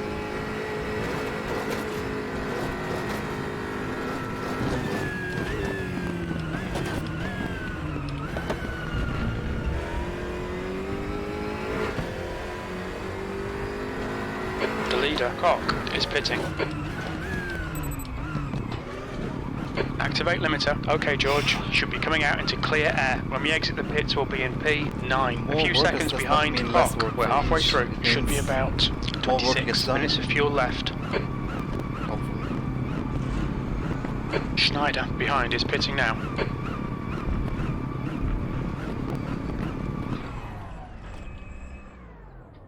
Come on. 40-second pit stop.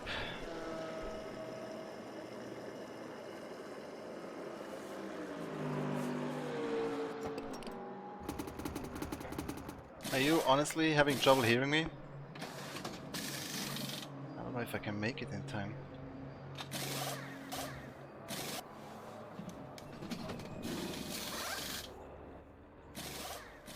I made the game a bit more, a little less volume.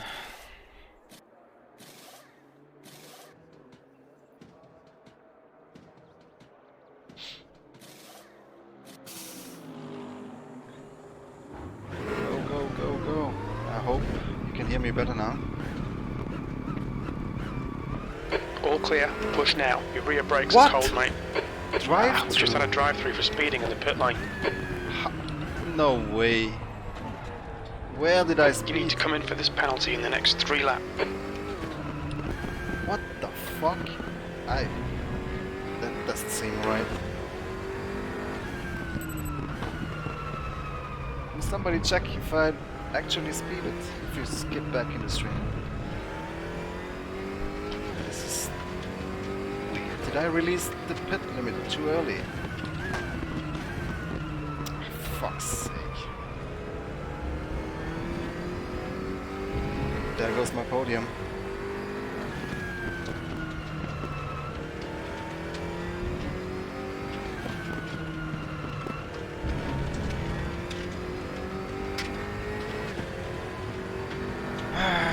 The gap to Cock ahead is now 7.9.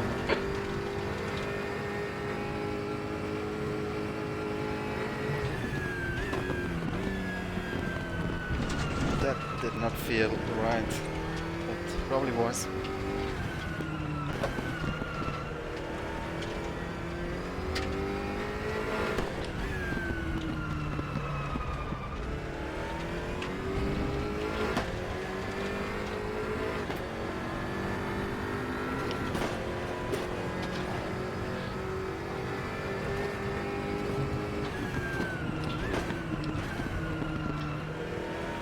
Yeah, we're gonna lose position to Schneider now.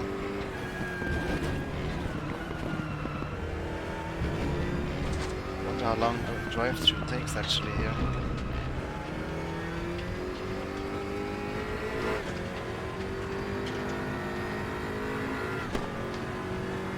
Yeah, did I really let go of the pit limiter too early?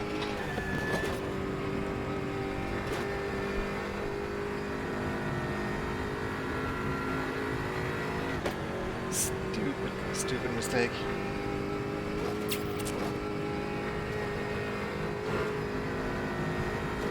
Well, at least it's gonna be more interesting for you guys to watch me fighting against Schneider then.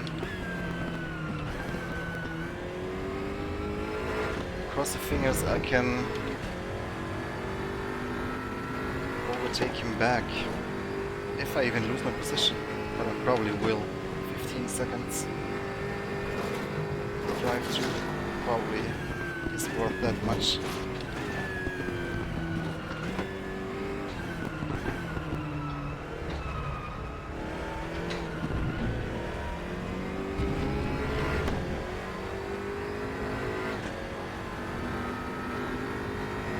In the bits, I think that's just the limiter bouncing, you know.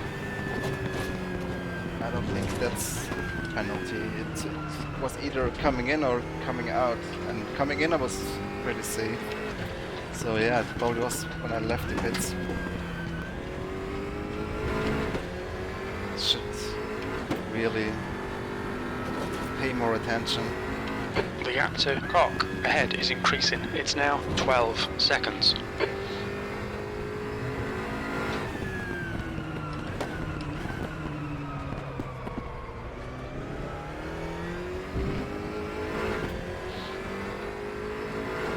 The gap to Schneider behind is increasing. It's now 17 seconds.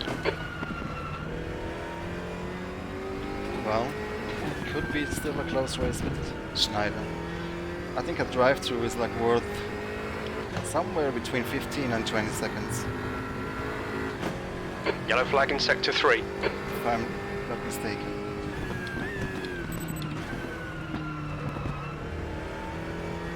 So I will probably come out just behind him, I think. Green flag sector 3. Your brake temperatures are okay. Oh yeah, well, the temp teams, they can afford it.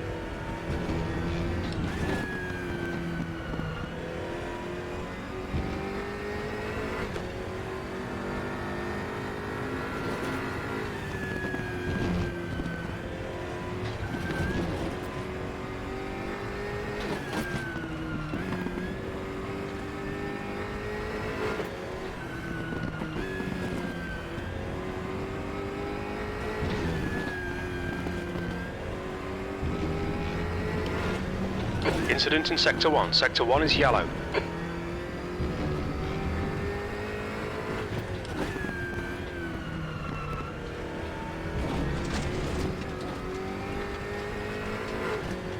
Sector 1 is clear.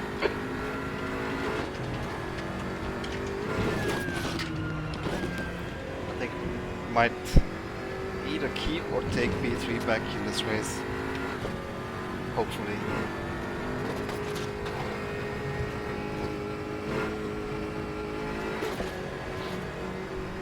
The gap to Cock ahead is now 13 seconds.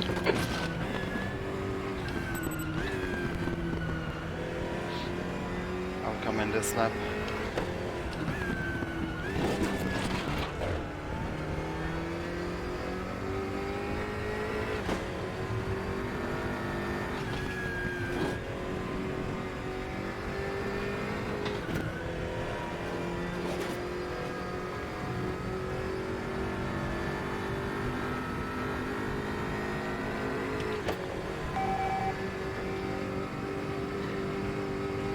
Beginner The leader is mistake. pitting now.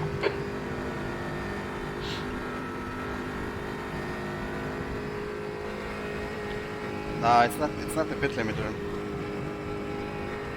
It was probably during Schneider exit. is getting closer. The gap is now Just released it. 15 seconds. 0.01 seconds too early, the limiter. Okay, George, the next car is Stratman.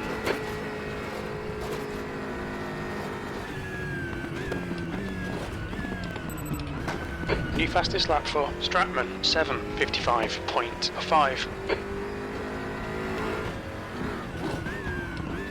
Heads up, there's a car exit in the pits.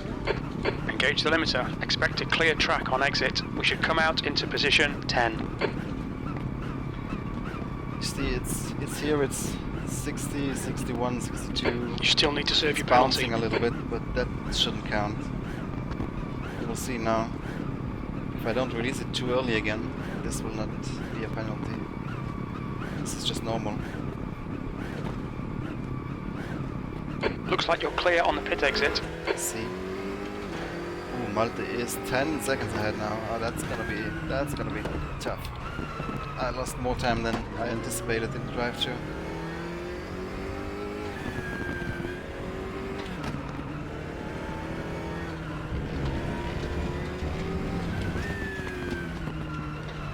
Yeah, that might be too much.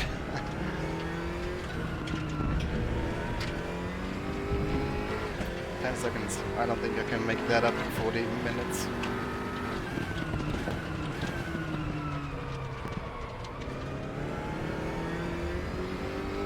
Unless he makes another mistake.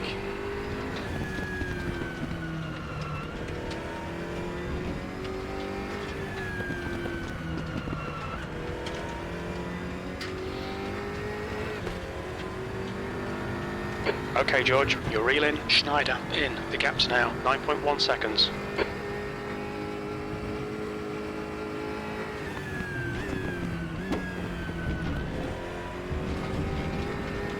The gap to Von Gatham behind is now 9.7 seconds.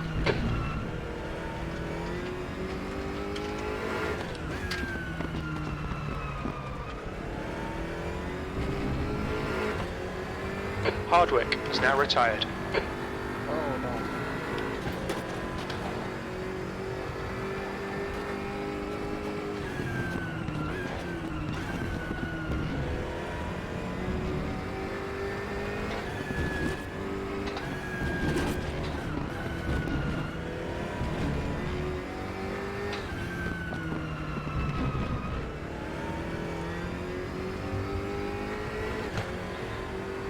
Yeah, no, I would need to make up like 3 seconds per lap.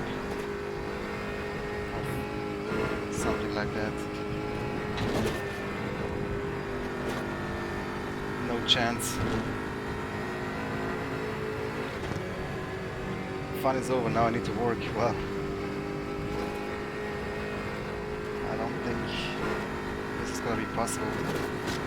Unless something happens.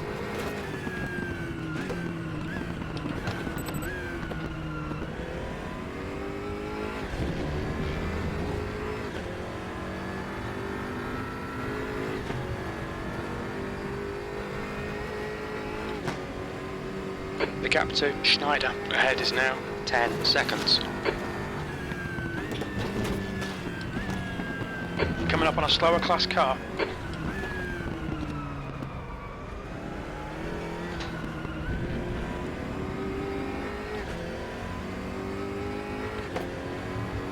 Sector 3 is yellow.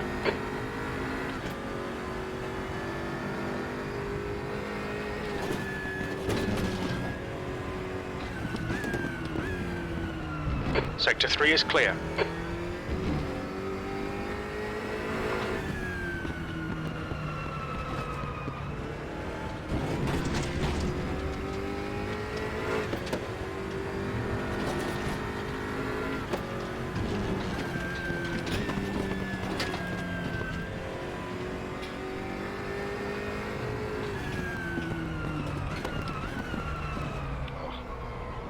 Lock the front.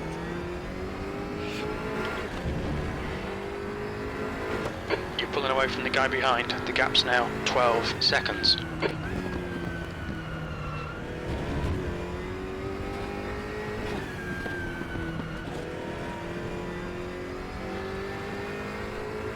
Incident in Sector 3. Sector 3 is yellow.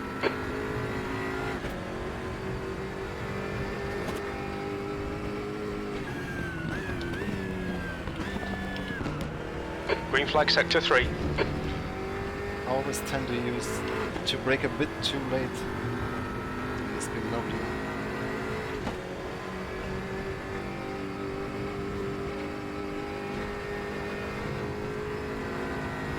Gave away a podium with this drive-through.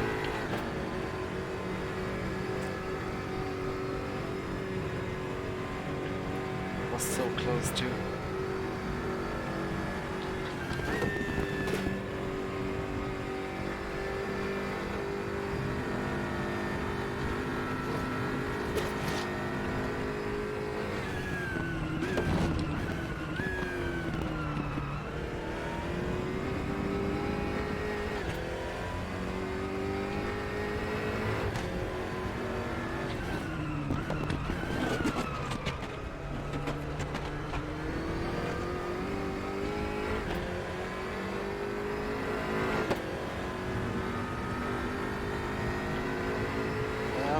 We'll see if something still happens.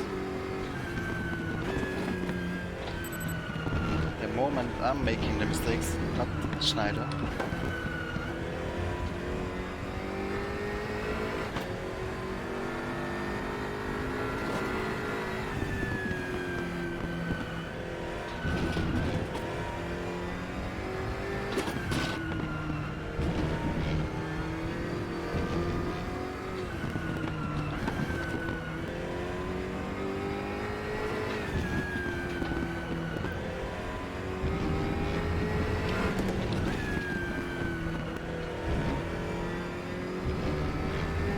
incident in Sector 3. Sector 3 is yellow.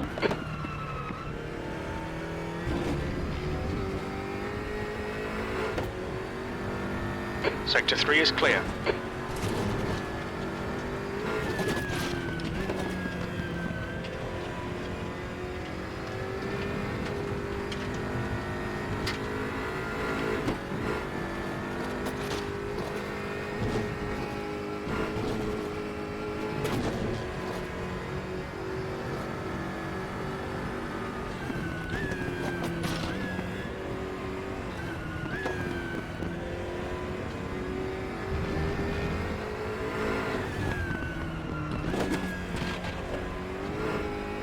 The gap to Schneider ahead is now 12 seconds.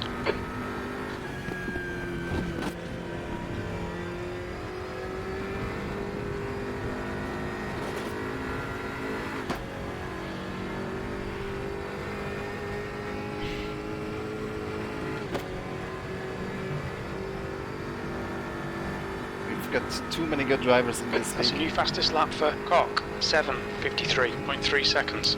Not so easy to close a 10-second gap here. And Tim Koch took the lead. Wow. Well done, well done. Coming from all the way back in the class. The gap behind is now 12 seconds.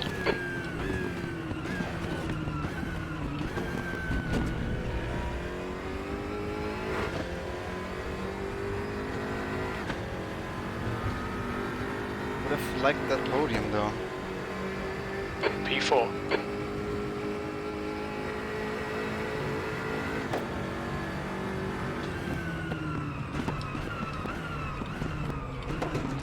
Again, a bit too late on the brake here.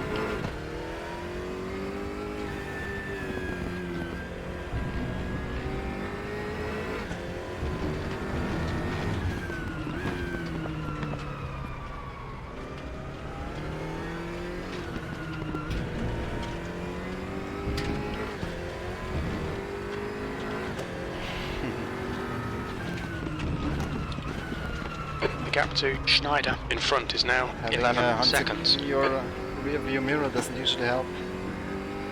It just makes you even more nervous.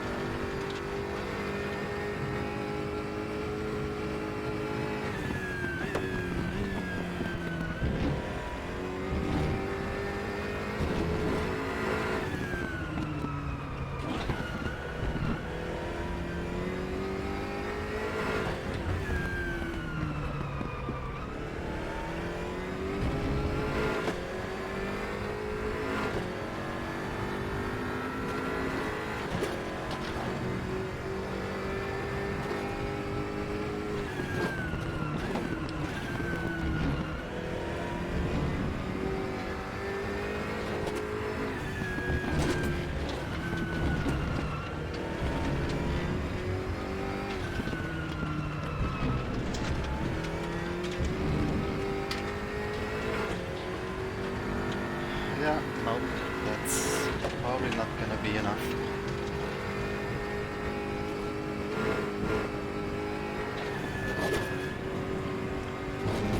So what else is new, guys?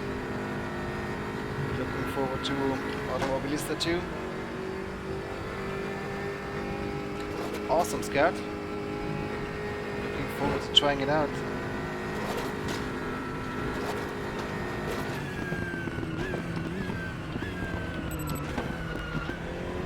By the way, my mockup is probably not complete. You can probably think of some useful things to add there that I didn't show on the mockup. I did show on the mockup the lost and gained positions in the tower. That might be a cool thing. But pit stops will also probably be very helpful. See who has done how many pit stops. And then we'll probably end up in a situation where Slower class car ahead. we shouldn't add too much info. Keep it down to the most important things. Otherwise it gets too cluttered. So actually, if you ask me, number of pit stops would probably be a better thing to show over lost and gained positions.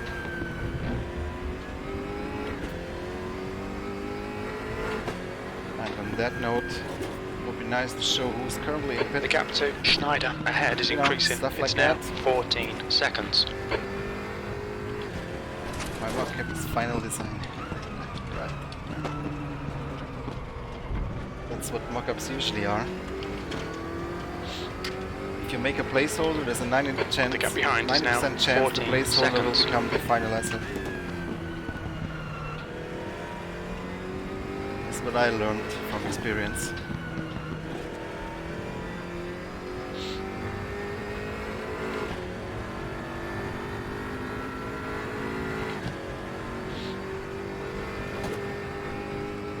But do you think you can make a header logo in the tower that can be easily replaced by the user? For example, if I drive in the RRVLN, I would like to have the RRVLN logo up there. If I drive DTM Championship, I could put a DTM logo up there. I think that's... I mean, I'm sure it's possible somehow, but how would you do that? I don't know. You could have maybe a folder on your PC with those assets.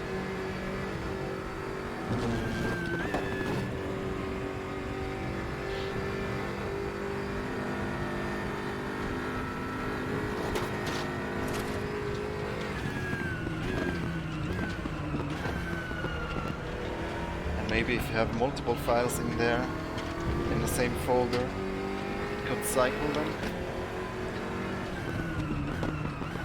I've seen stuff like that in the IMSA Championship, you know, where they have the IMSA logo there and the WeatherTech logo, stuff like that. Hello Evgeny, thank you. I ran out of good luck today, unfortunately. Got a drive-through penalty earlier. So now I'm pretty much just cruising home, trying not to lose the position to Lucas Salenga, P5.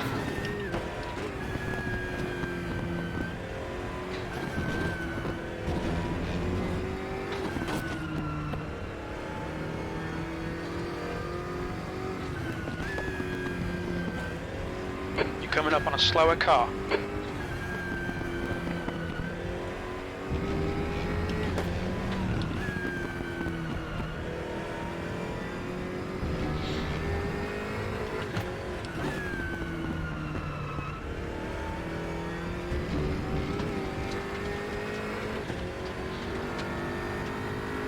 Other cool broadcast assets could I think of that would be nice in the stream? You're reeling Schneider in. The gap is 14 seconds.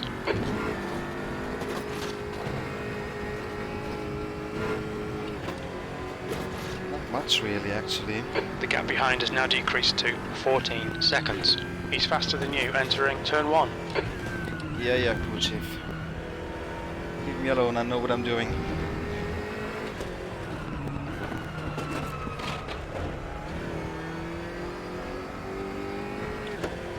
Hello Mustache, I'm doing great, how are you?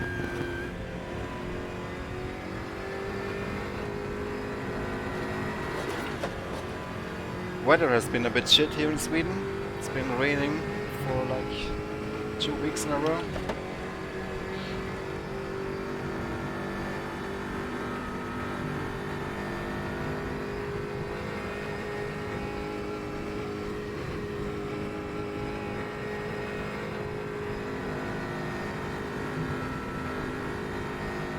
Hello John. Is Robert in this race too? He said he wanted to join and they said he was gonna join in a GT3, but I haven't seen him.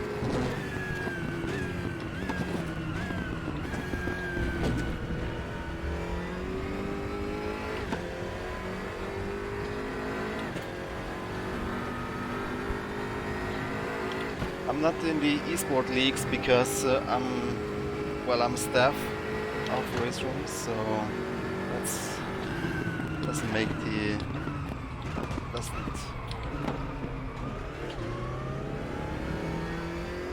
makes sense if staff enters their own competitions. Also, I'm not fast enough.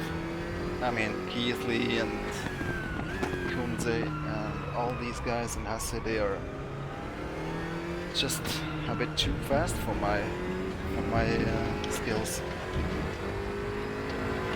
I mean, I could probably make it into Division 1 of the eSport Championships. I would most likely be somewhere in the back or middle of the grid, not fighting for podiums. You know, if you want to compete at that level, you need to be somewhat professional in terms of dedicating time to practicing and all that stuff, creating setups. I don't have the time for that.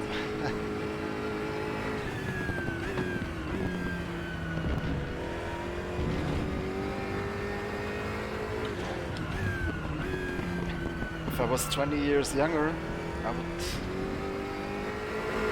consider it. Even then, I think I would not been able to compete at that kind of level. Even if I dedicated a lot of time to it.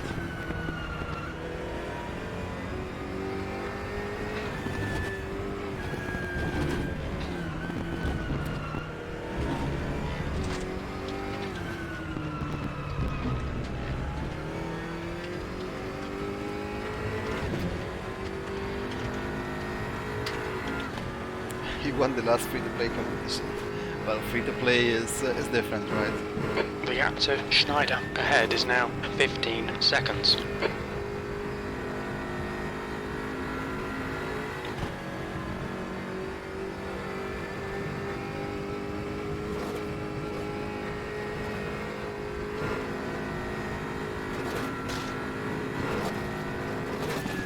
Alright George, don't think about the lap times, just hit each and every apex. That's 20 minutes to go, 20 minutes.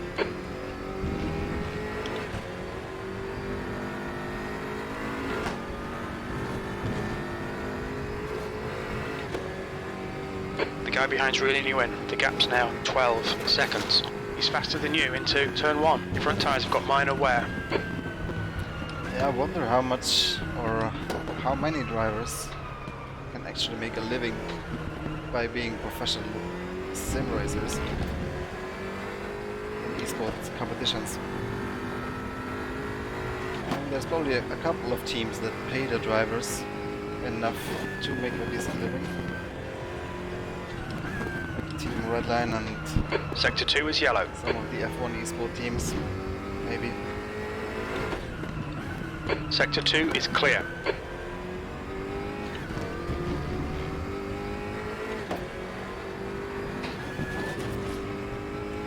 But we're not quite there yet with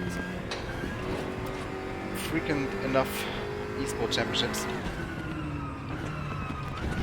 There's maybe like 1 or 2 per year that pay a nice amount. Talking only race from here for the moment. And it's surely nice to win like 5,000 euros or something like that. Can't really live off of that for an entire year, so... Sure, there are some other sims that do esport competitions with cash prizes, like iRacing and Project Cars. Do they even do still something? I think they do. But even if you win all of them... Gap to Schneider ahead is now 16 seconds. Well, if you win all of them, you can make a decent living off that. But I guess in most cases it would be more a question of, does your team pay you enough money regardless of your results? Because I don't think you get to keep all the prize money, depending on your contract, I guess.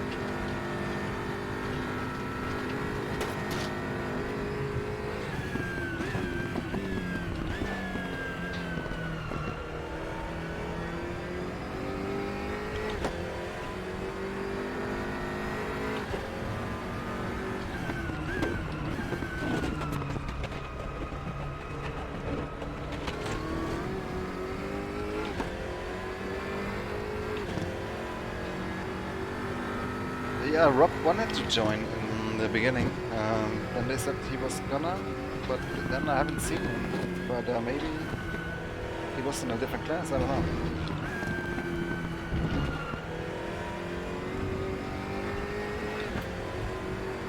But to be honest, I don't think he made it onto the server. For some reason. But I might be wrong.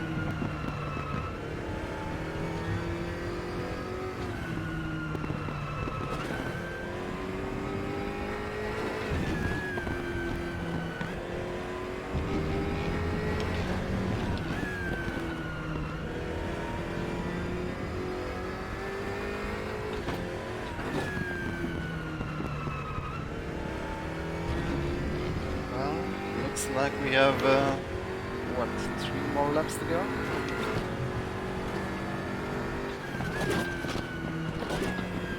Let's just hope we have enough fuel. Okay, George, you're reeling Schneider in. The gap is now 16 seconds. Yeah, not exactly reeling him in. To be honest, I stopped pushing a couple of laps ago. Yellow flag in sector 1. Was no point. Sector 1 is clear. The gap behind is now 12 seconds.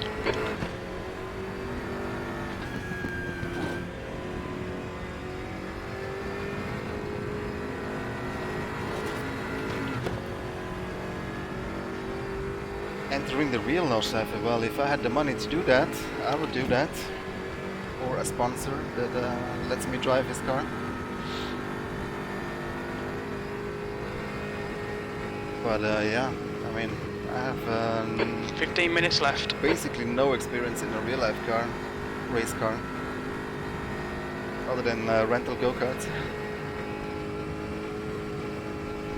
But fairly certain with enough experience I could be a decent driver.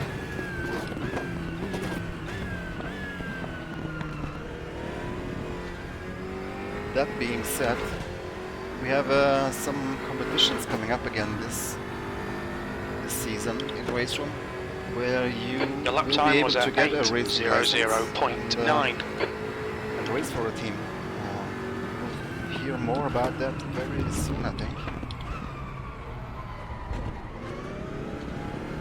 So if you're dedicated enough, and that is your dream to become a real driver, you can make it happen. Race Room. But you gotta be fully committed, because you ain't gonna win it if you don't put in the work.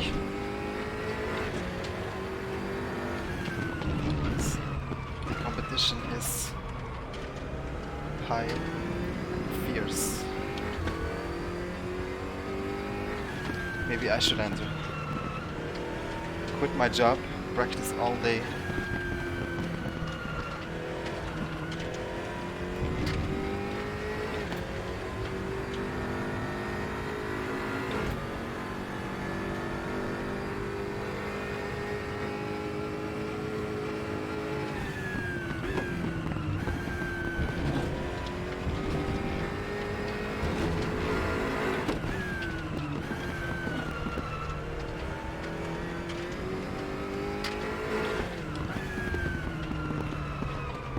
Maybe I would start streaming from the real race car. But I don't think you can read chat that easily in a real race car.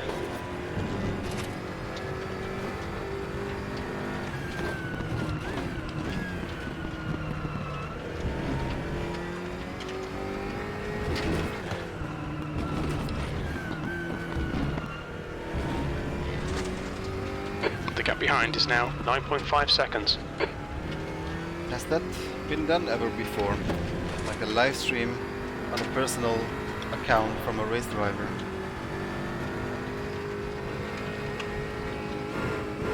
I mean, with today's technology that should be possible. GoPros can live stream, you just need to have a battery solution that lasts all race. And then you you mount your phone on your steering wheel, you can read the chat.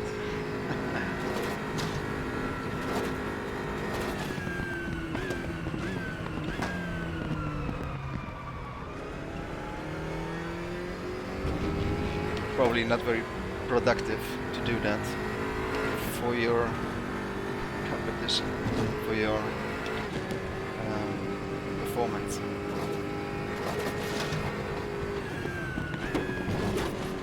To be honest, it's not helping in Seen a bit of simracing wear either. all round. If you live stream your races and you're trying to interact with the chat, Slower class it is car a ahead. distraction. And you're already multitasking in a race sometimes.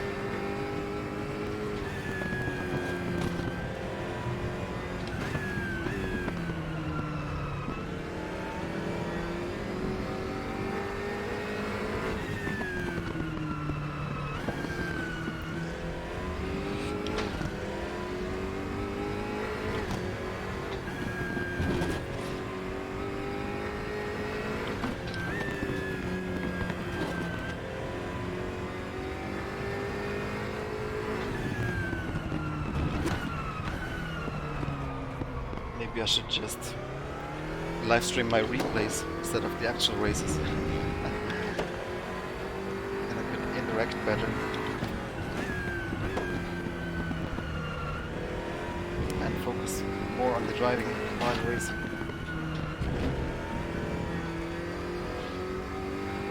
But yeah, there is a limit on how serious you should take sim racing competition unless, you know, I don't know, you're trying to make a living of it. Then of course it becomes very serious. Nice and smooth. Don't overdrive the car. Okay, George. But, 10 minutes to go. That's 10 minutes left. I'm just very competitive in nature, so I'll always take it quite The seriously, gap behind is now 8.4. which is not always good for your mental health.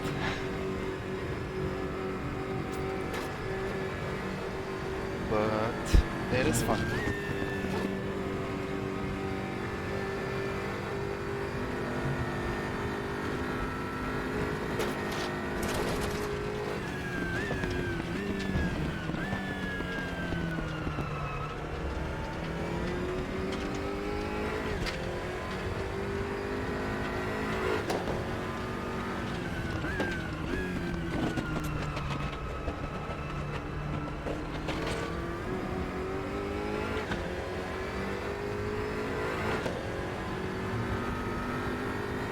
Well, Charlie is doing a great job at interacting and holding it together on the track.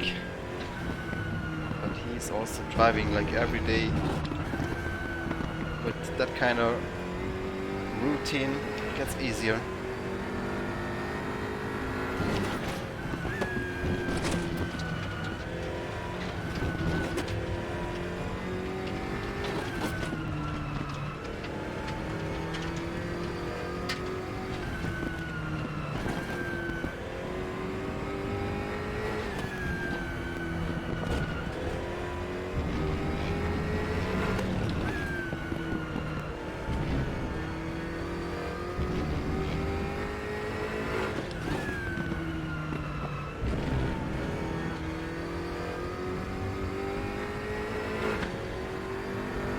Alright, one more lap to go then, I think.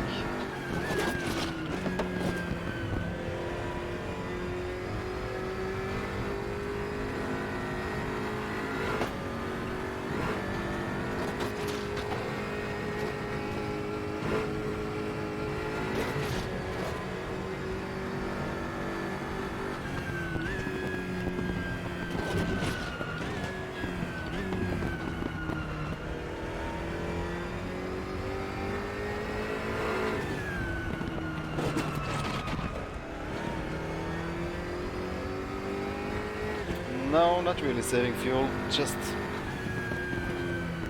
no reason to push hard anymore. Can't really make any position up, no matter how hard I push. Only thing I can do now is lose if I crash. So I'm just managing risks. cruising. Got 6 seconds gap to Gumprecht behind. One more lap to go.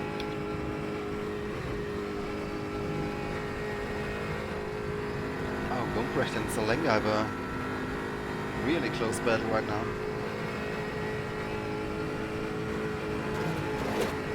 The guy behind's catching. The gap's now 6.3 seconds.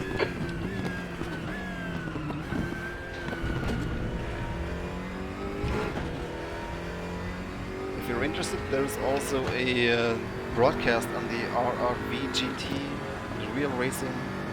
Last what lap. is it? RR Virtual GT. We're running on YouTube fumes, channel? mate. We're joining Okay, George, commentary. that's good consistency. Keep it up. Maybe you want to check that out later or another time.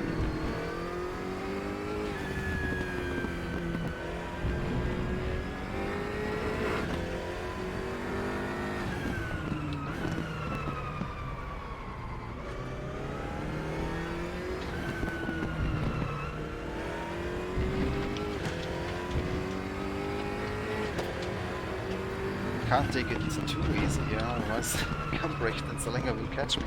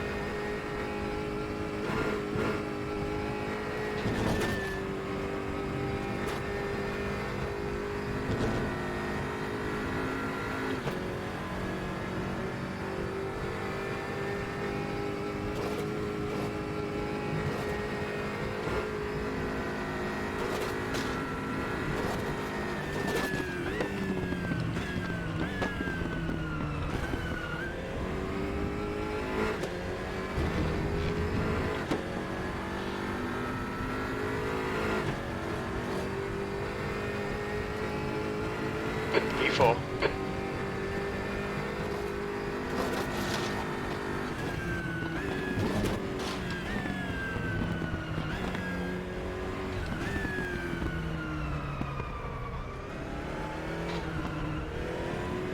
The gap behind is now 5.4.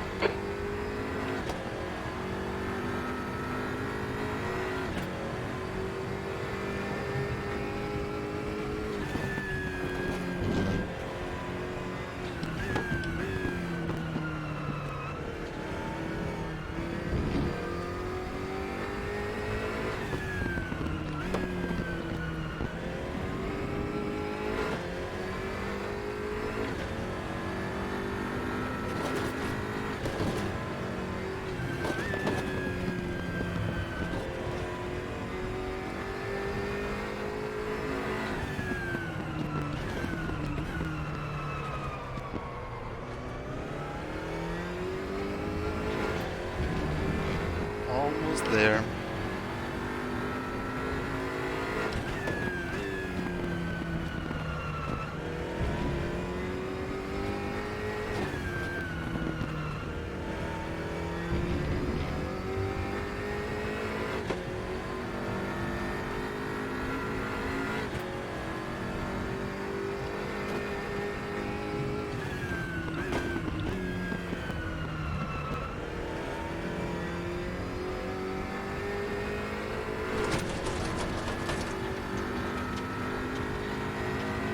When is the R52 Le Mans track coming out, guys? Did you know that?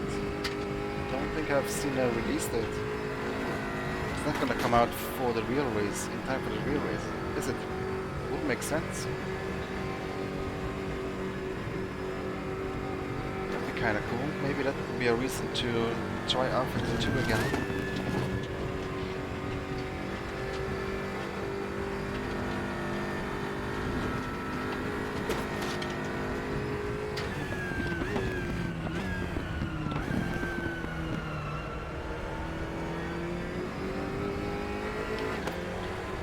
Although I'm not a big fan of the track. The racing is interesting though.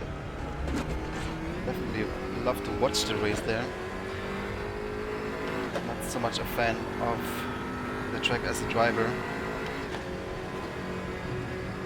There's a couple of cool corners, like the Porsche corners. They're pretty interesting, high speed. Other than that, it's just a lot of straights and chicanes, isn't it?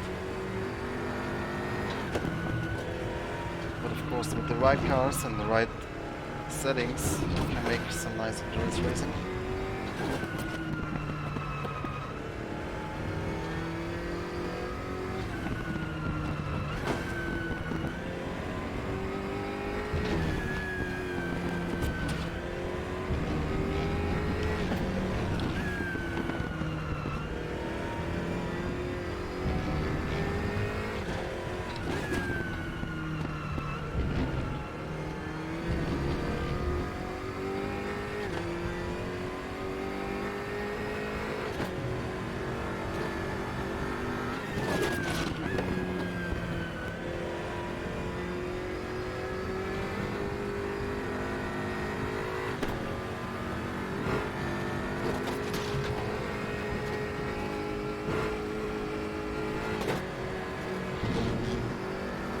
Yellow flag sector 3.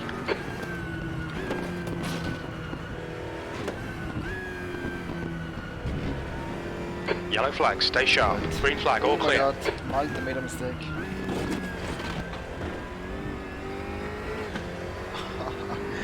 Man,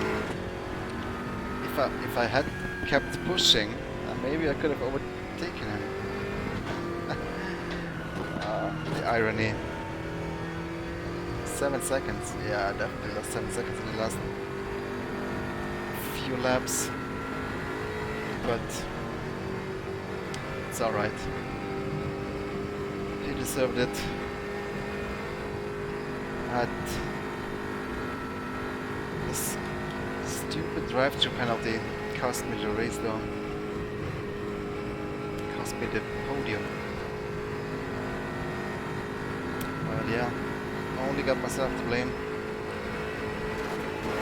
Regardless, happy with the pace today. Koch and Stratman were out of this world. Respect to them. Really, really crazy pace. Good job. Malte as well. P4, there we go, it's over. Bring it back round. Hey Oscar. Well, you didn't finish, did you? What happened? Got it wrong. Well, well.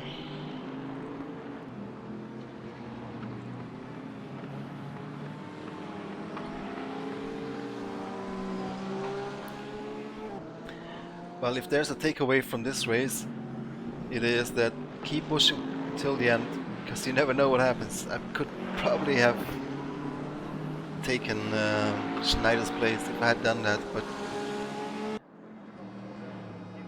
no, it's not easy to do it, to be 100% of the limit for 90 minutes.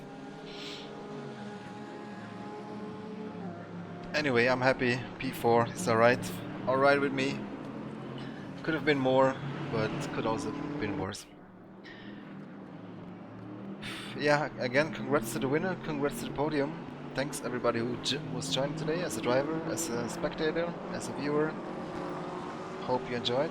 Check out RRVLN website, link in the description if you're interested in driving, maybe next race. As a guest, you're more than welcome. Join our Discord.